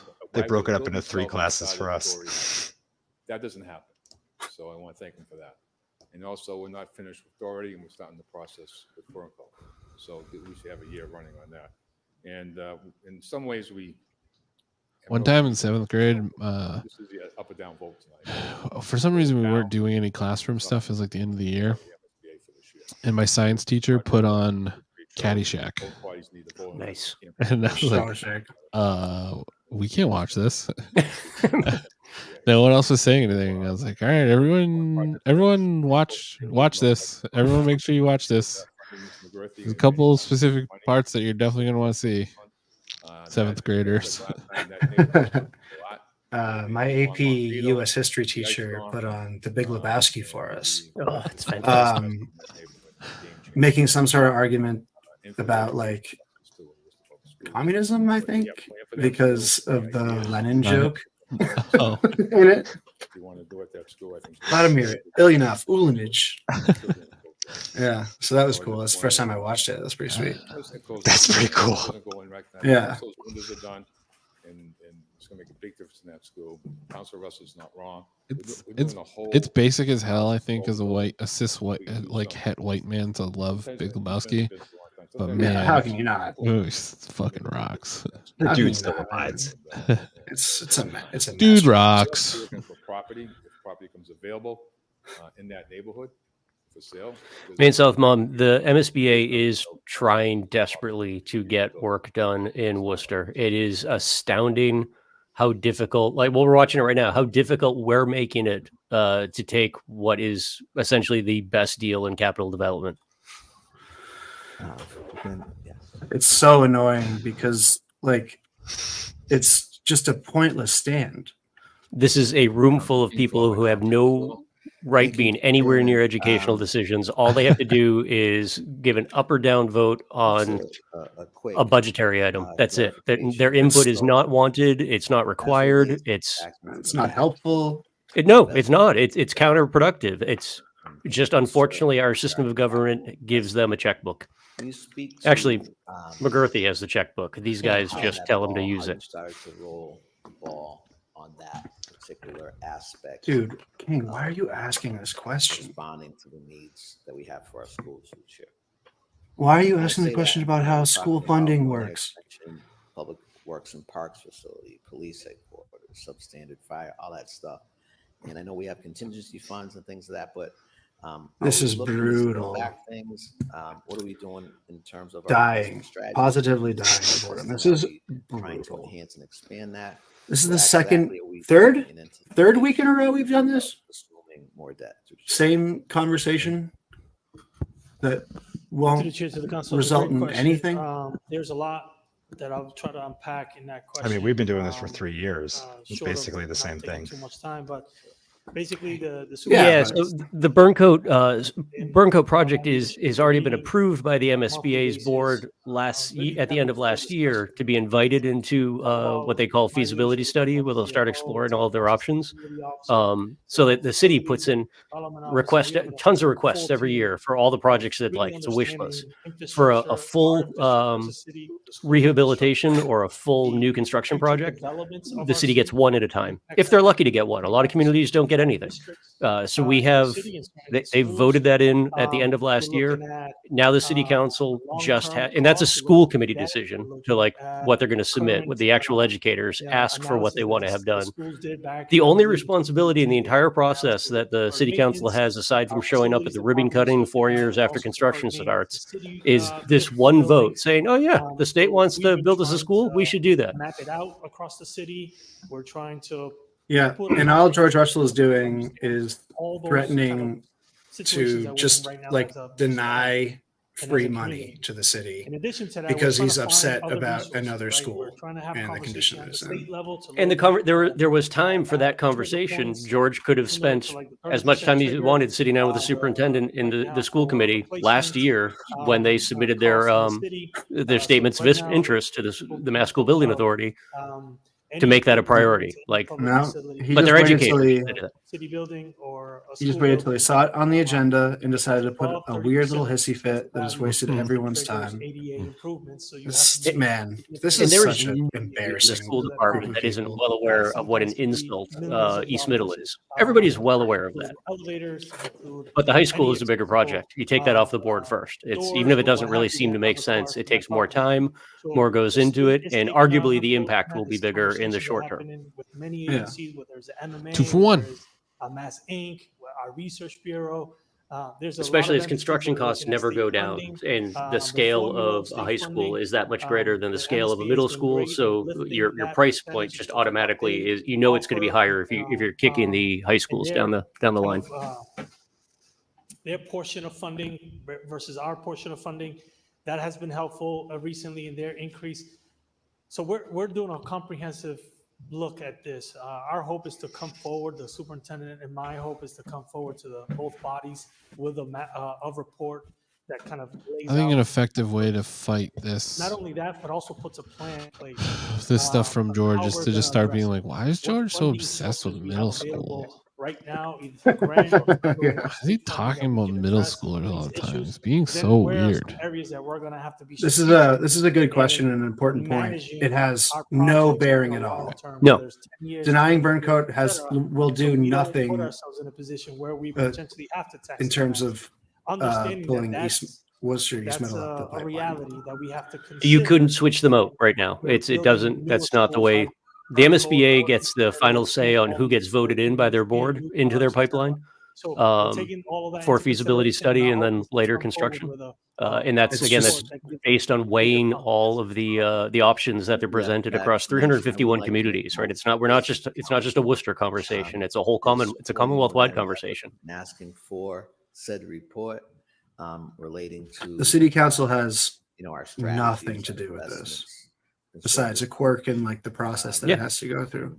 taking a look at our capital requirements. And it's funny that like the construction of new schools is one of the things that Joe Petty is quickest to take credit for as like having accomplished during his term, and it's literally just because he's been around. It's like it's not anything. 14 as a state representative and represents us as a leader in the House of Representatives for all the work with the MSBOA.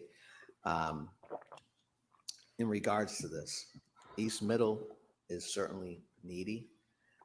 Burncoat is needy, Burncoat Middle, and more. You think of Grafton Street School, you think of Union Hill School over there.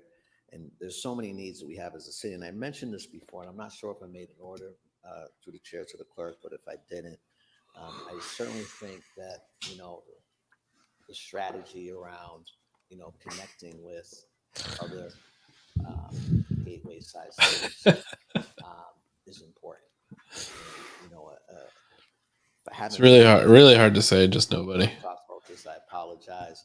But if I haven't, would certainly like. Yeah, it's it's what work it with our is. gateway cities, given the populations we serve, given the funding inequities that are currently in place, and that we strategize around. It's about what you expect for the propaganda of this city political culture. I don't know. So I'll make the motion now that we engage with those entities. I think the mayor has already begun some of this and working with other mayors. But I think on the council side and with the support of the mayor, we can ask that we strategize with them in terms of how to engage with the legislature, with the office of the governor. What does that mean, Christian? Because these challenges are not going away. My question to the chair, to the administration. There are people already doing that, Christian. It seems like we're a bit behind in terms of charting, our facilities on the school side, and that's in the process of being reinvigorated. And I certainly appreciate that. And the reports from I think the Research Bureau may have did one as well. But through chair to the administration, what is the potential? I mean, are we looking at moving kids from East Middle? Look at that I don't know Edicum. who answers this. Are we looking, I don't know if our facilities division is working with the school. Can you tell us what that interplay is? I don't know. And in addition to that, you know, I think it's Fanning Trade over This isn't there. school committee. They used to have a alternative school program. Most recently, there's no one in there. What's the plan for that building? Just what exactly, are we looking at any other options for East Middle, since that's the particular school we're talking about? And do you have an idea, based on your work with the superintendent, about that empty school that's not being used at this time, to the chair? Mr. Manager?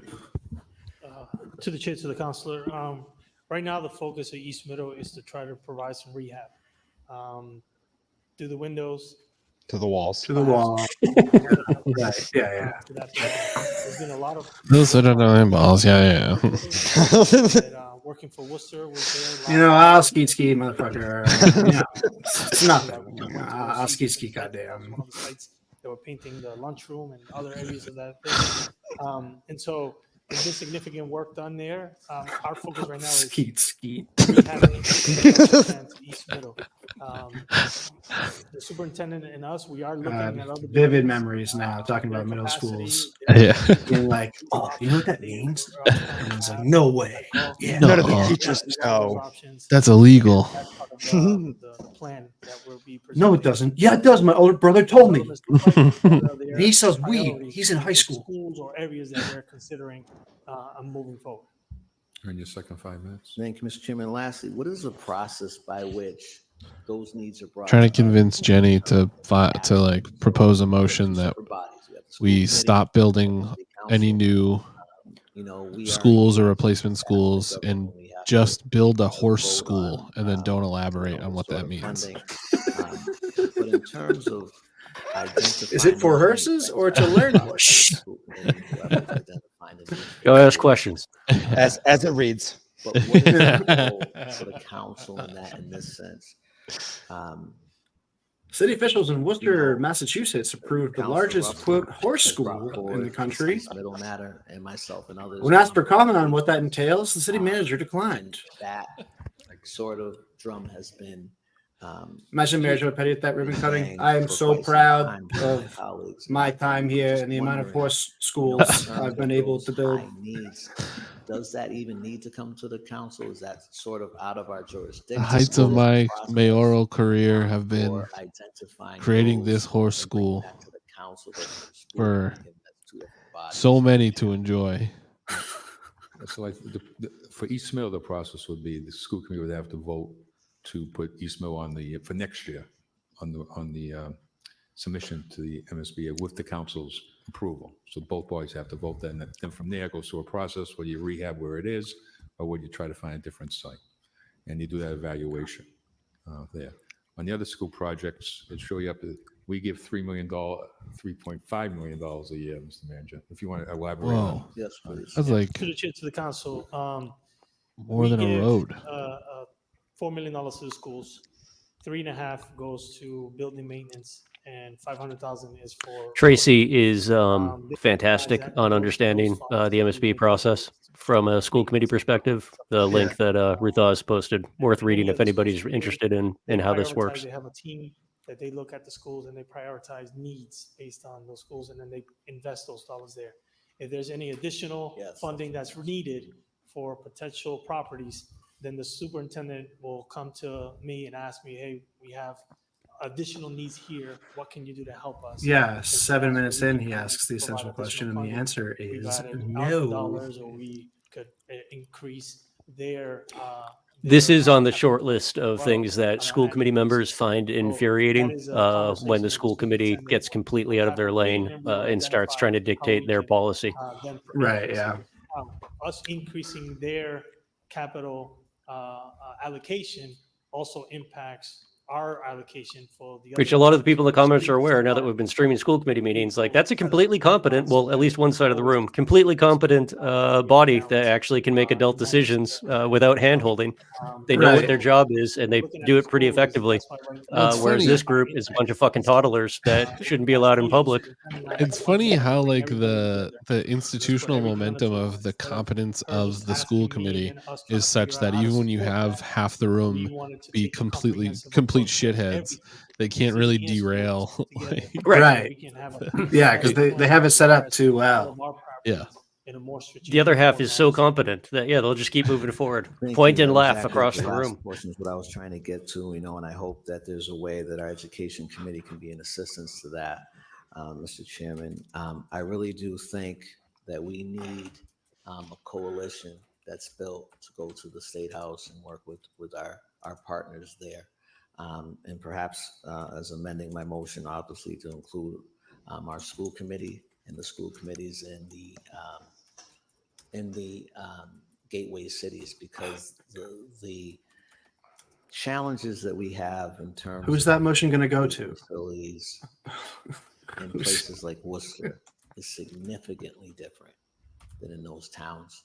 Just organize it if you want it. We need to figure this out, because you talk about tax and the max and all those things.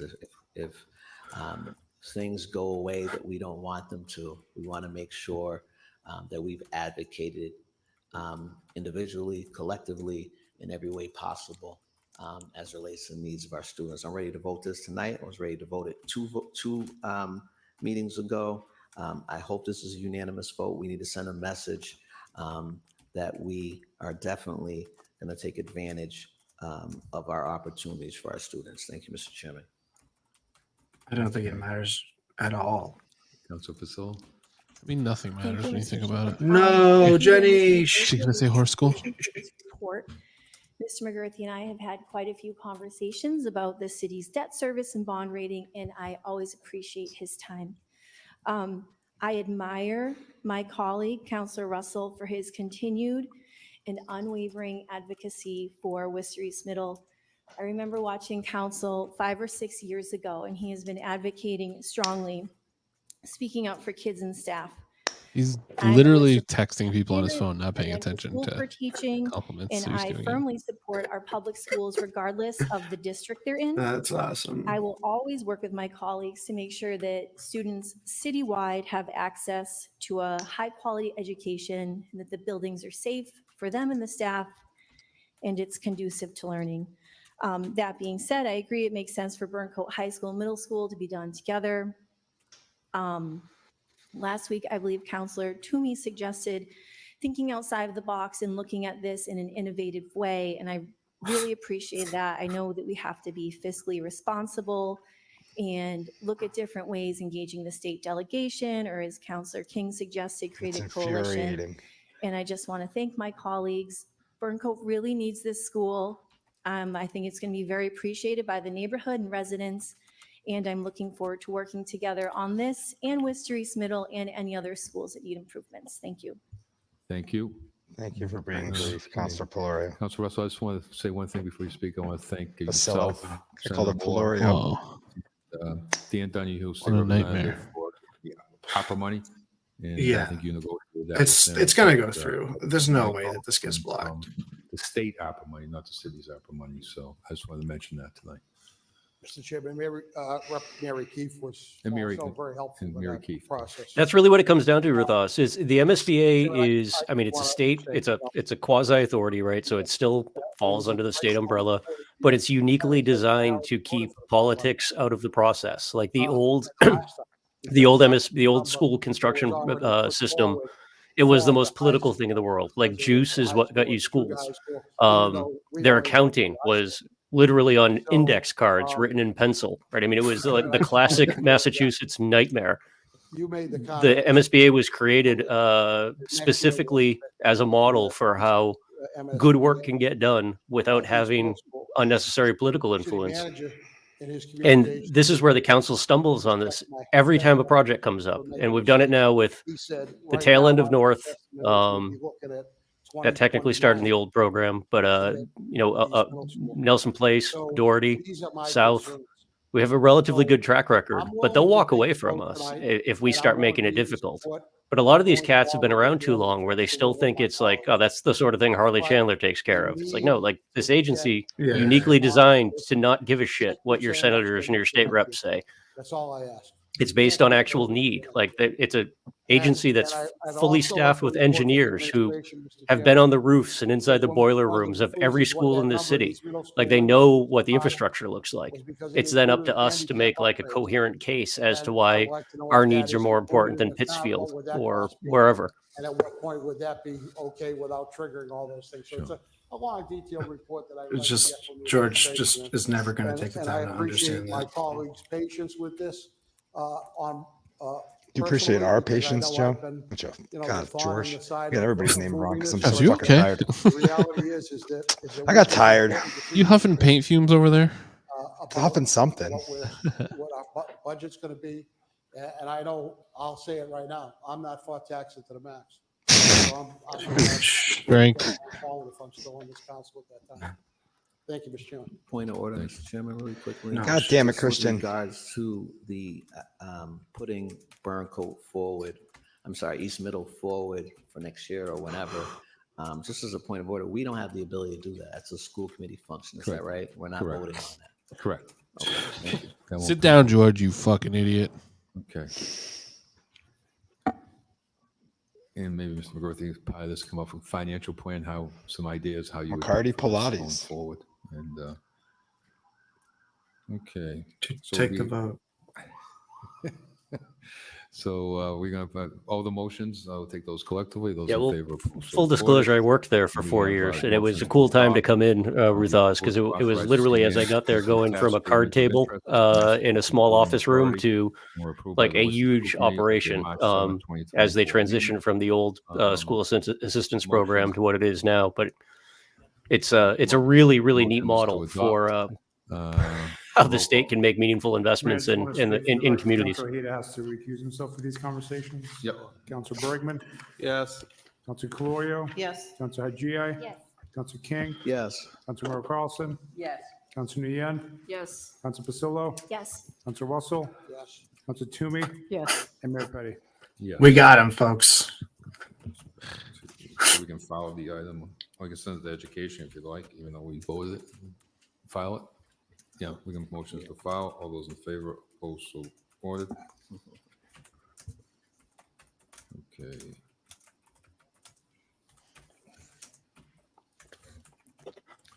Next is Treasury Information and Communication relative to Pay As You Throw program.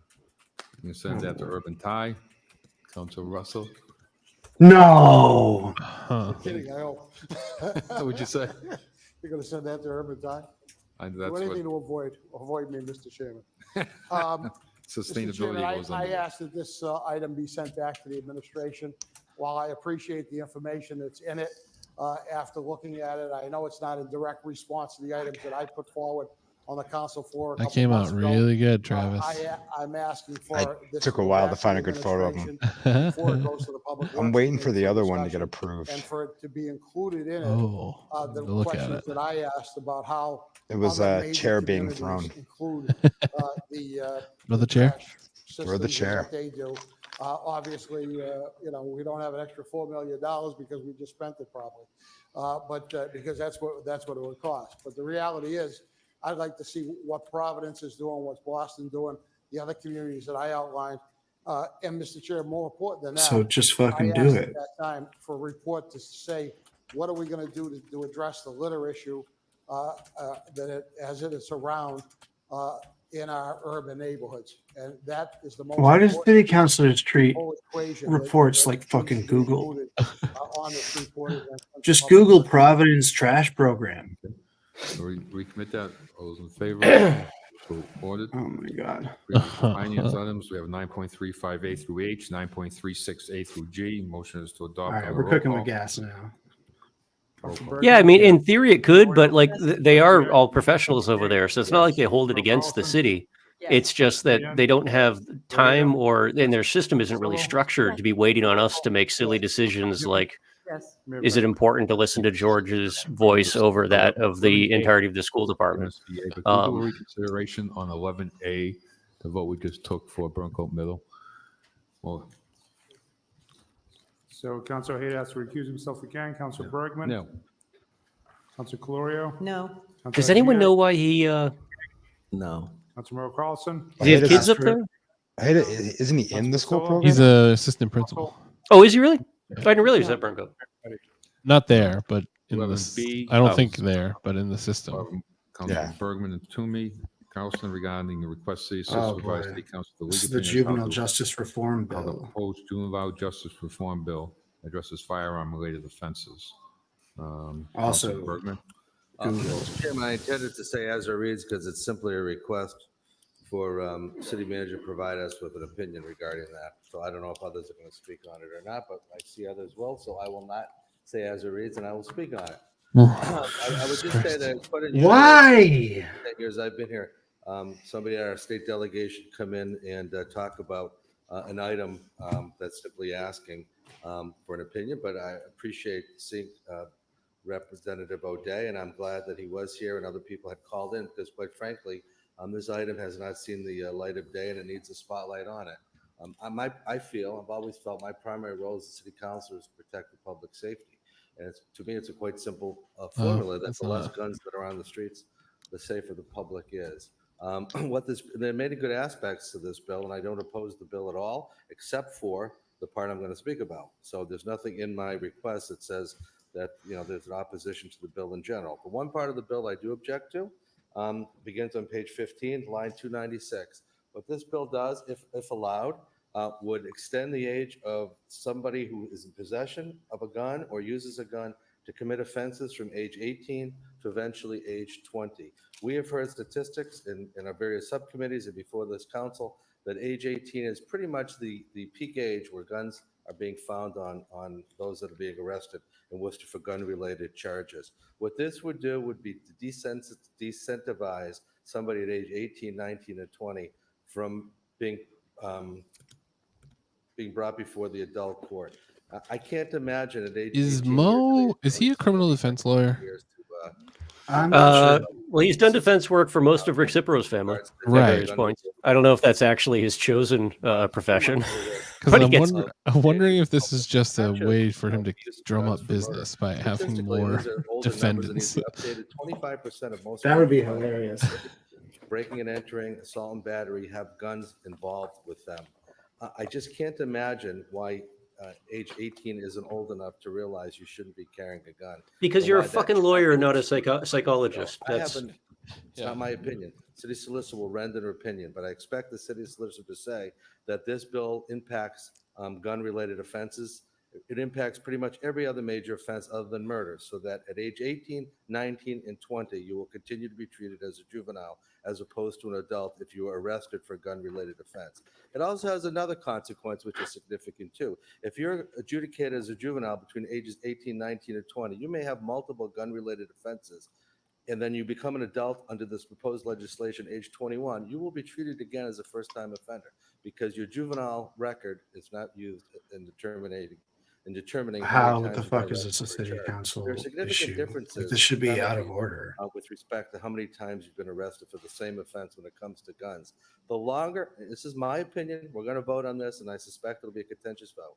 It's my opinion that the longer people that are prone to using guns stay off the street, it's the 25 for safer. females and 26 for males is the average that's usually thrown around, Yenny. I listen to constituents all the time, and what I hear them say at the state and federal level, not so much about Worcester, but at the state and federal level, when are the laws going to be directed at protecting the victims and not the perpetrators? I agree with most of what this is intending to do. I agree that young What adults at age do you 16, 17, think? 18, perhaps 19 and 20. It does not matter shouldn't what be you think about charged it. as adults for minor You're a crimes. Worcester City councilor. Guns. Please don't tell me an 18-year-old and a 19-year-old and a 20-year-old can't make a mature decision that you shouldn't be carrying an illegal weapon. And please don't tell me that that's not going to make a difference in the safety of the residents of the city of Worcester. I find it rather interesting that the act at the state legislature that's pending that we're discussing right now is titled "An Act to Promote Public Safety," and then it goes on with further title. I don't think this promotes public safety at all if we're including gun-related charges. And I would also say that it was only a few years ago, my memory is quite clear on this, that we were asked by some of the same individuals who were promoting this legislation to consider allowing 16-year-olds to vote through municipal elections in the city of Worcester because they were mature enough to contemplate who they should vote for. And now we're being told that somebody isn't mature enough till age 20 to be able to decide whether or not carrying a legal weapon is a good idea or a bad idea. I hope this is a I mean, unanimous what this really that we is get are they from the mature city enough to be solicitor framed to for protect having the a gun residents that they of the probably city of didn't Worcester without actually? having to worry about a free pass, which is essentially what it would be. And I've worked in the court system, and I've worked the juvenile system. I've consulted with probation officers on this issue. I've consulted with retired judges. This is a bad idea to include gun-related offenses. And at the end of the day, all I'm simply asking is for a legal opinion, and if I'm correct, and the city solicitor confirms what I'm saying, then I'm going to ask for a resolution simply to exclude gun-related offenses from the juvenile justice reform bill. The rest of it, I have no issue with. And lastly, this whole notion that a youthful offender qualification or characterization protects everybody. Well, I think the city solicitor will come back and confirm what I'm about to say. You don't get, a judge or a prosecutor doesn't get to ask that somebody be treated as a juvenile offender till they've been adjudicated of one prior offense. So it's not as if the system is already there to protect the residents and the citizens of Worcester, because an 18, 19, or 20-year-old can always be charged as a youthful offender. They have to first commit a crime and be found adjudicated guilty of that crime. Again, I think the residents of Worcester are tired of this revolving door. You shouldn't have to wait for somebody to be adjudicated guilty and then charge them as a youthful offender when they carry a gun at age 19 and 20. That just, to me, seems over the top. So I'll wait to see what the vote's going to be. I hope I'll get at least the opportunity to get an opinion from Mr. Trainer on this. And again, I'm not against the bill, but I am really against a hard no on including weapons in this bill. Thank you, Mr. I Chairman. think you're into your other 5 minutes. Can we get a reconsideration on that nuclear proliferation issue from like 3 years ago? Councilor King. Oh my God. Thank you, Mr. Chairman. I want to first commend Leader O'Day for leading on this juvenile justice reform bill. I thank the Senate leadership for this. I thank the other elected officials from our delegation that have signed on to this, Mr. Chairman. And I am an expert in this area of juvenile justice. I've conducted my work in the city and beyond, going back to the 90s in this particular area, Mr. Chairman. And to say it's a juvenile justice system or designating folks as youthful offenders or not is not in the interest of public safety. It's simply Thank you, Bill. erroneous. The facts of the matter are this, Mr. Chairman. We've had testimony from the individual that filed this bill with regards to firearm offenses. Certainly, what we call the raise the age legislation would extend youthful offender to older folks, older adolescents. In order to indict a young person as a youthful offender, as was testified to today in public comment, there must be an offense that results in threatening to cause serious bodily harm, an offense that involves a firearm, an offense that is a felony, and the young person has been previously committed to DYS for another offense. So, the idea that this is not responsive is just erroneous. It's a fallacious argument. Again, what this would do. We're going to make a hot swap real quick, guys.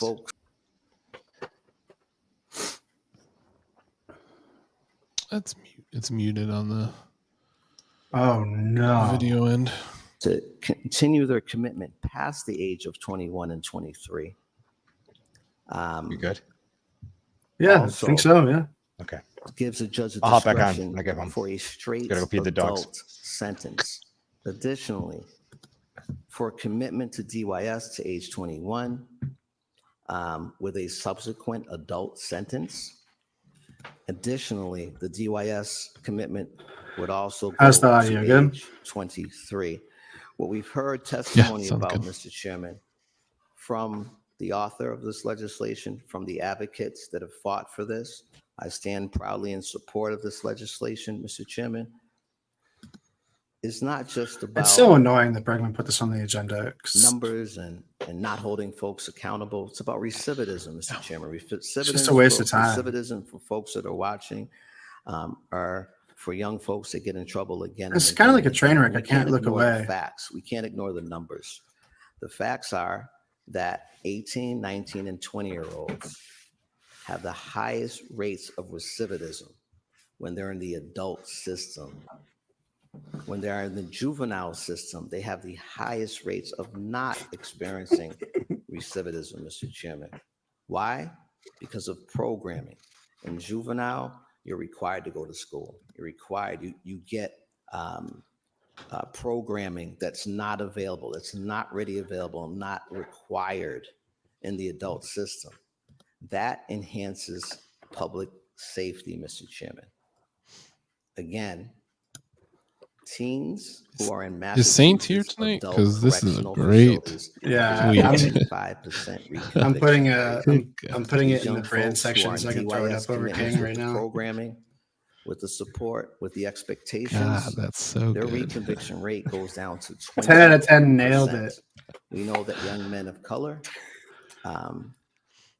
are 12.4. It is really a times weird likely to be podcast. incarcerated as adults. It's a really fucking weird podcast. Worse than any other age group, 20 or older.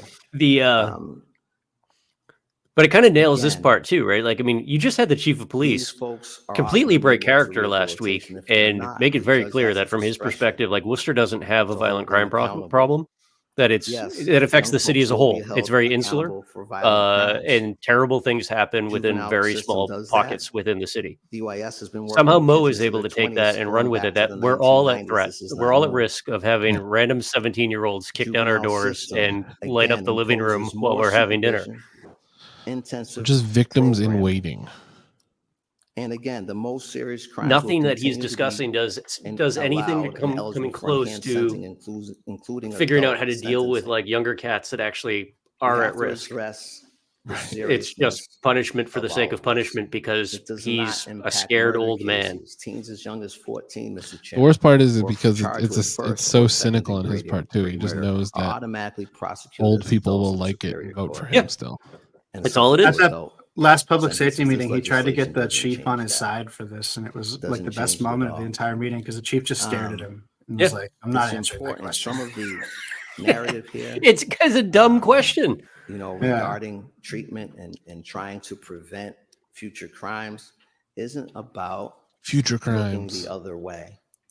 It's about an enhanced response. We need to. I think that's to what we need to these get. We need to get matters. precogs. I hadn't thought about that. We have to intervene. We cannot, I will not stand as Wait a part second. of a Brian, body.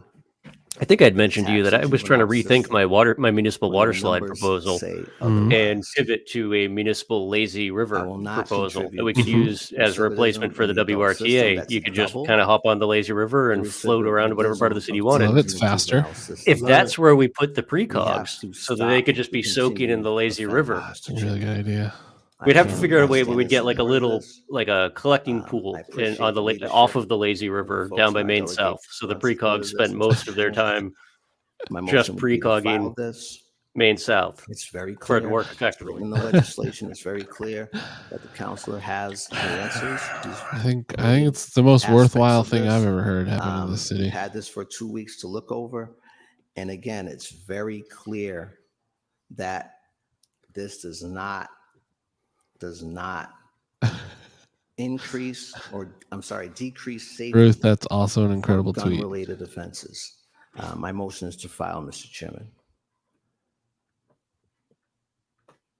Okay, Council Toomey?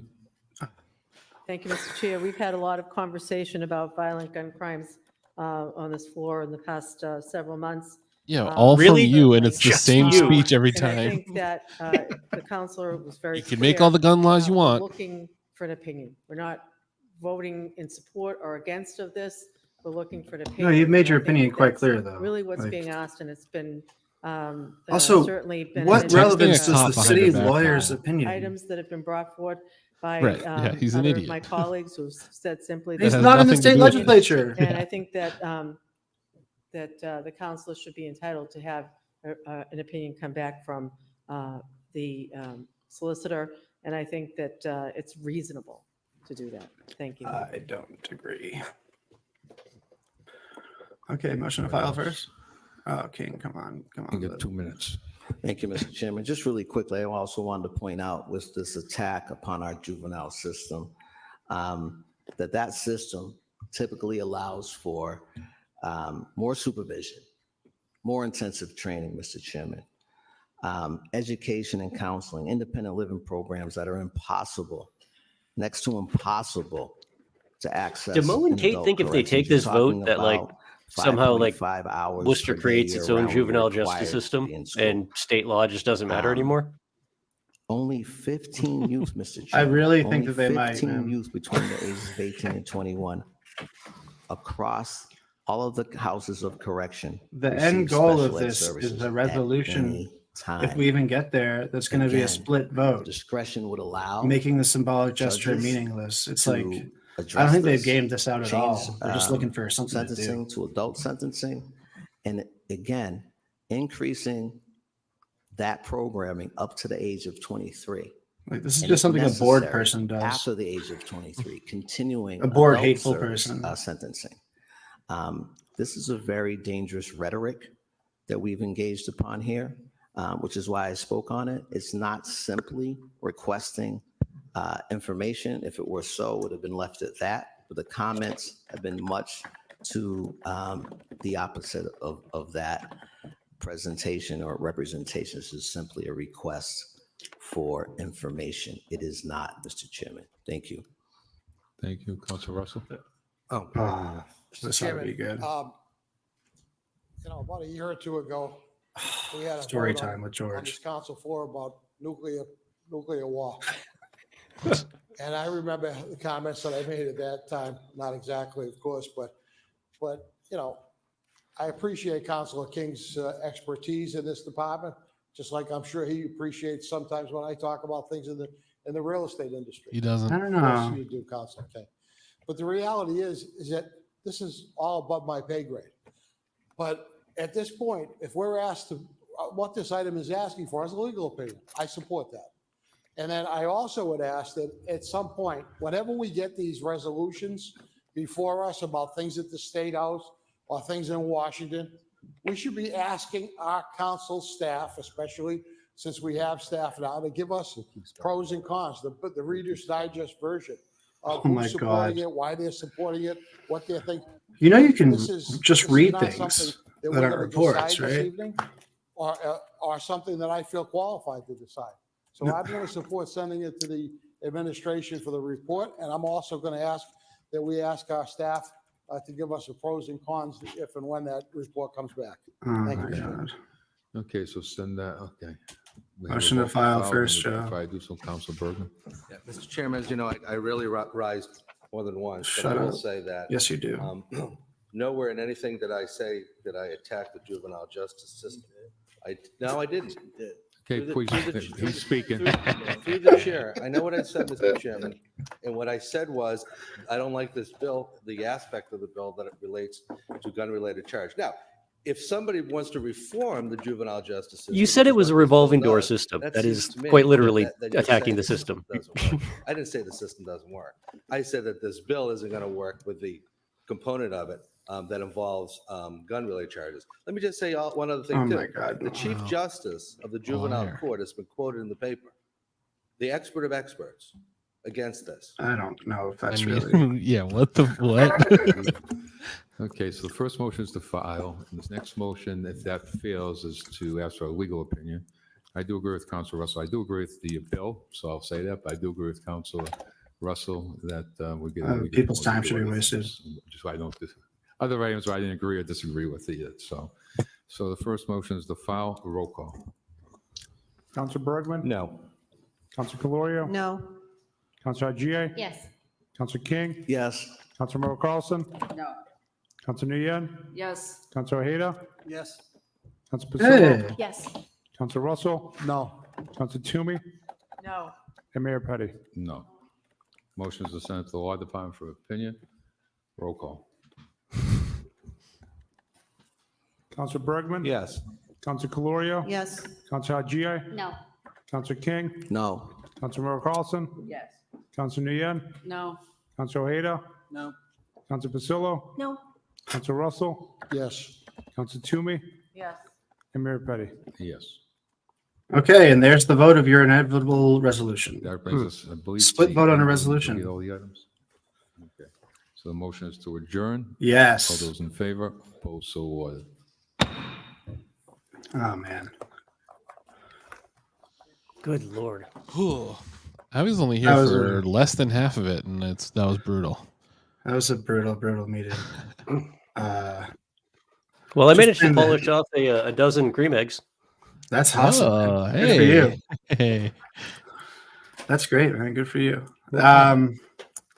Yeah, that was tough. I mean, it's just a lot of relitigating of things. Mill Street, the rental registry, encouraging early in the meeting, encouraging that public bathrooms seems to have some traction and that the city manager supports that public bathrooms for the in-house. Unless that was an April Fool's. It could have been an April Fool's. Could have been a whoopsies. Could have been a gotcha. I hope not. Yeah. Yeah, and then the kicker at the end with that juvenile justice reform is just like, it's not even close to a city council issue. I don't understand why we're wasting our time on that. Yeah. I mean, Mo Bergman made his position very clear. The subtext was that juvenile justice doesn't work. Right. That's why he wants kids to go into real jail. So like when you That's the when whole you think about it, subtext. it's so crazy. It's such a crazy thing to say. Like that they don't get let's not even get into it. We haven't even heard about what he thinks about a horse school. Nope. I know. Real issues. No, we never heard about a horse school. We just got to hear a lot of stuff that's not in the city council's purview about real schools. And I think that if it's not going to be in their purview anyway, we might as well talk about something fun, like the concept of a horse school. You know, we could really get some stuff done that way. And again, we're not elaborating on what that means. No. Okay. No. It's just, No one we just involved. need to build it and then we'll figure it out. It's probably exactly what you hope is going to be. A school built in the shape of a horse. Definitely. Yeah. So what did we learn tonight? I don't know. I didn't learn anything. Yeah, I don't know. I have no real observations that I haven't already shared. I learned we're probably a very, very short tipping point away from Christian and Mo having a legit yelling match in the council chambers. Yeah, that was fun there at the end when Bergman said I didn't attack the justice system. He said, "Yeah, you did. Yeah, you did. Yeah, he did." Which I agree with King on that. He absolutely did. He did. Totally did. Yeah. Just a weird lie, right? A at the end little there. weasel. Yeah. No, yeah. Yeah, Donna really embarrassed herself on Mill Street, making Batista and Saucier look great. Look like She has only been on streets that are a straight line between her house and City Hall, right? That's what we all Right. assume. Right. She only travels on streets with speed bumps. Yeah, chart the course through the city. Yeah, and almost no one understands the rental registry, which was fun to watch. Got And around to that guy that had really disparate opinions and was wearing a mask thought that we were going to do rent control. Yeah. Well, we learned that David Webb, Fred Nathan, and what's her name? The happy granny lady. Idella, that they can agree on issues. And that gives me hope for humanity. Right. Yeah. You know? Not hope that we're going to fix anything, but hope that we could maybe agree If he in a can direction to change, go down. and he can change, and she can change, we all can change. Yeah. That's nobody else understood that was a Rocky IV reference. I didn't get it. No, I don't think I've just seen me. Rocky IV. Oh, you should check it out. It's pretty good. Yeah, I need to watch all the Rocky movies actually. We should actually. We maybe if they're on Amazon Prime, maybe we could just watch them on the stream sometime. Does anyone watch the intro to Idiocracy before they hop on the stream? I try and do that every week. Just the one where they do the flow charting of like the births. Yeah, it's pretty much living proof of that whole concept. That's a pretty good overall. I think a great app of this dumbass city. Yeah. I certainly got plenty to write about. I'm going to try to do it tonight, but we'll see. Mill Street in particular was awesome. I just need to document that Donna Clario was that stupid about it. It's Really exciting. All right, you guys want to? Should we leave it there for the evening? Yeah, I think it's a good place to leave it. All right. We appreciate y'all tuning in so much. Make sure Very that you subscribe to our Twitch for all the best emotes that you could possibly get. Again, tier 3 emote. The only tier 3 emote we have right now is Bill as the hot dog, as the long boy chicken sandwich. Yeah. So you gotta get in on that. That's the most important thing to do.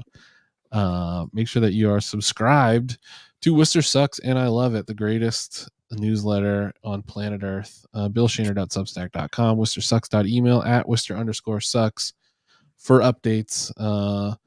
Follow us at WCT3000 for fun little posts and things, and some people are. I don't know if anyone has figured out yet that I do tag Beto O'Rourke in every single story that we've ever posted from our account, and I don't even remember why I do it. I just do it every time. So thank you for following us there. Follow at Woot Nanny Comedy. We got some fun. We got some more hot dogs coming up. We got a bunch of hot dogs booked for the next few months. We got Sort of Late Show coming up next month at Off the Rails. In a week and a half from now, Shaun and I are going to New Orleans to do hot dog at the restaurant my brother works at in New Orleans for the New Orleans hot dog safari. So quit your job and come down to that if you like. That's awesome. And to support this channel, the most direct way, besides subscribing, you can also buy a t-shirt at WCT3K.storenvy.com. I know how to say it. We got all the best t-shirts in town there. I get compliments on our Commenters Union shirt all the time. People think it's a real Union shirt until they get up close and they say, "Nice 69." It's a fun shirt. Yeah. Bill, question: when is book club meeting? That's going to be April 18th. April 18th. Yeah. I'll be sending some info about that Hell yeah. tomorrow. We'll be back from New Orleans then. Great. We appreciate you guys coming out so much. Thank you for joining us tonight and for joining us every night we're here. You guys are the best. We love doing this. We love you all, and we will see you next Tuesday, everybody. Goodbye. We love you. Good night.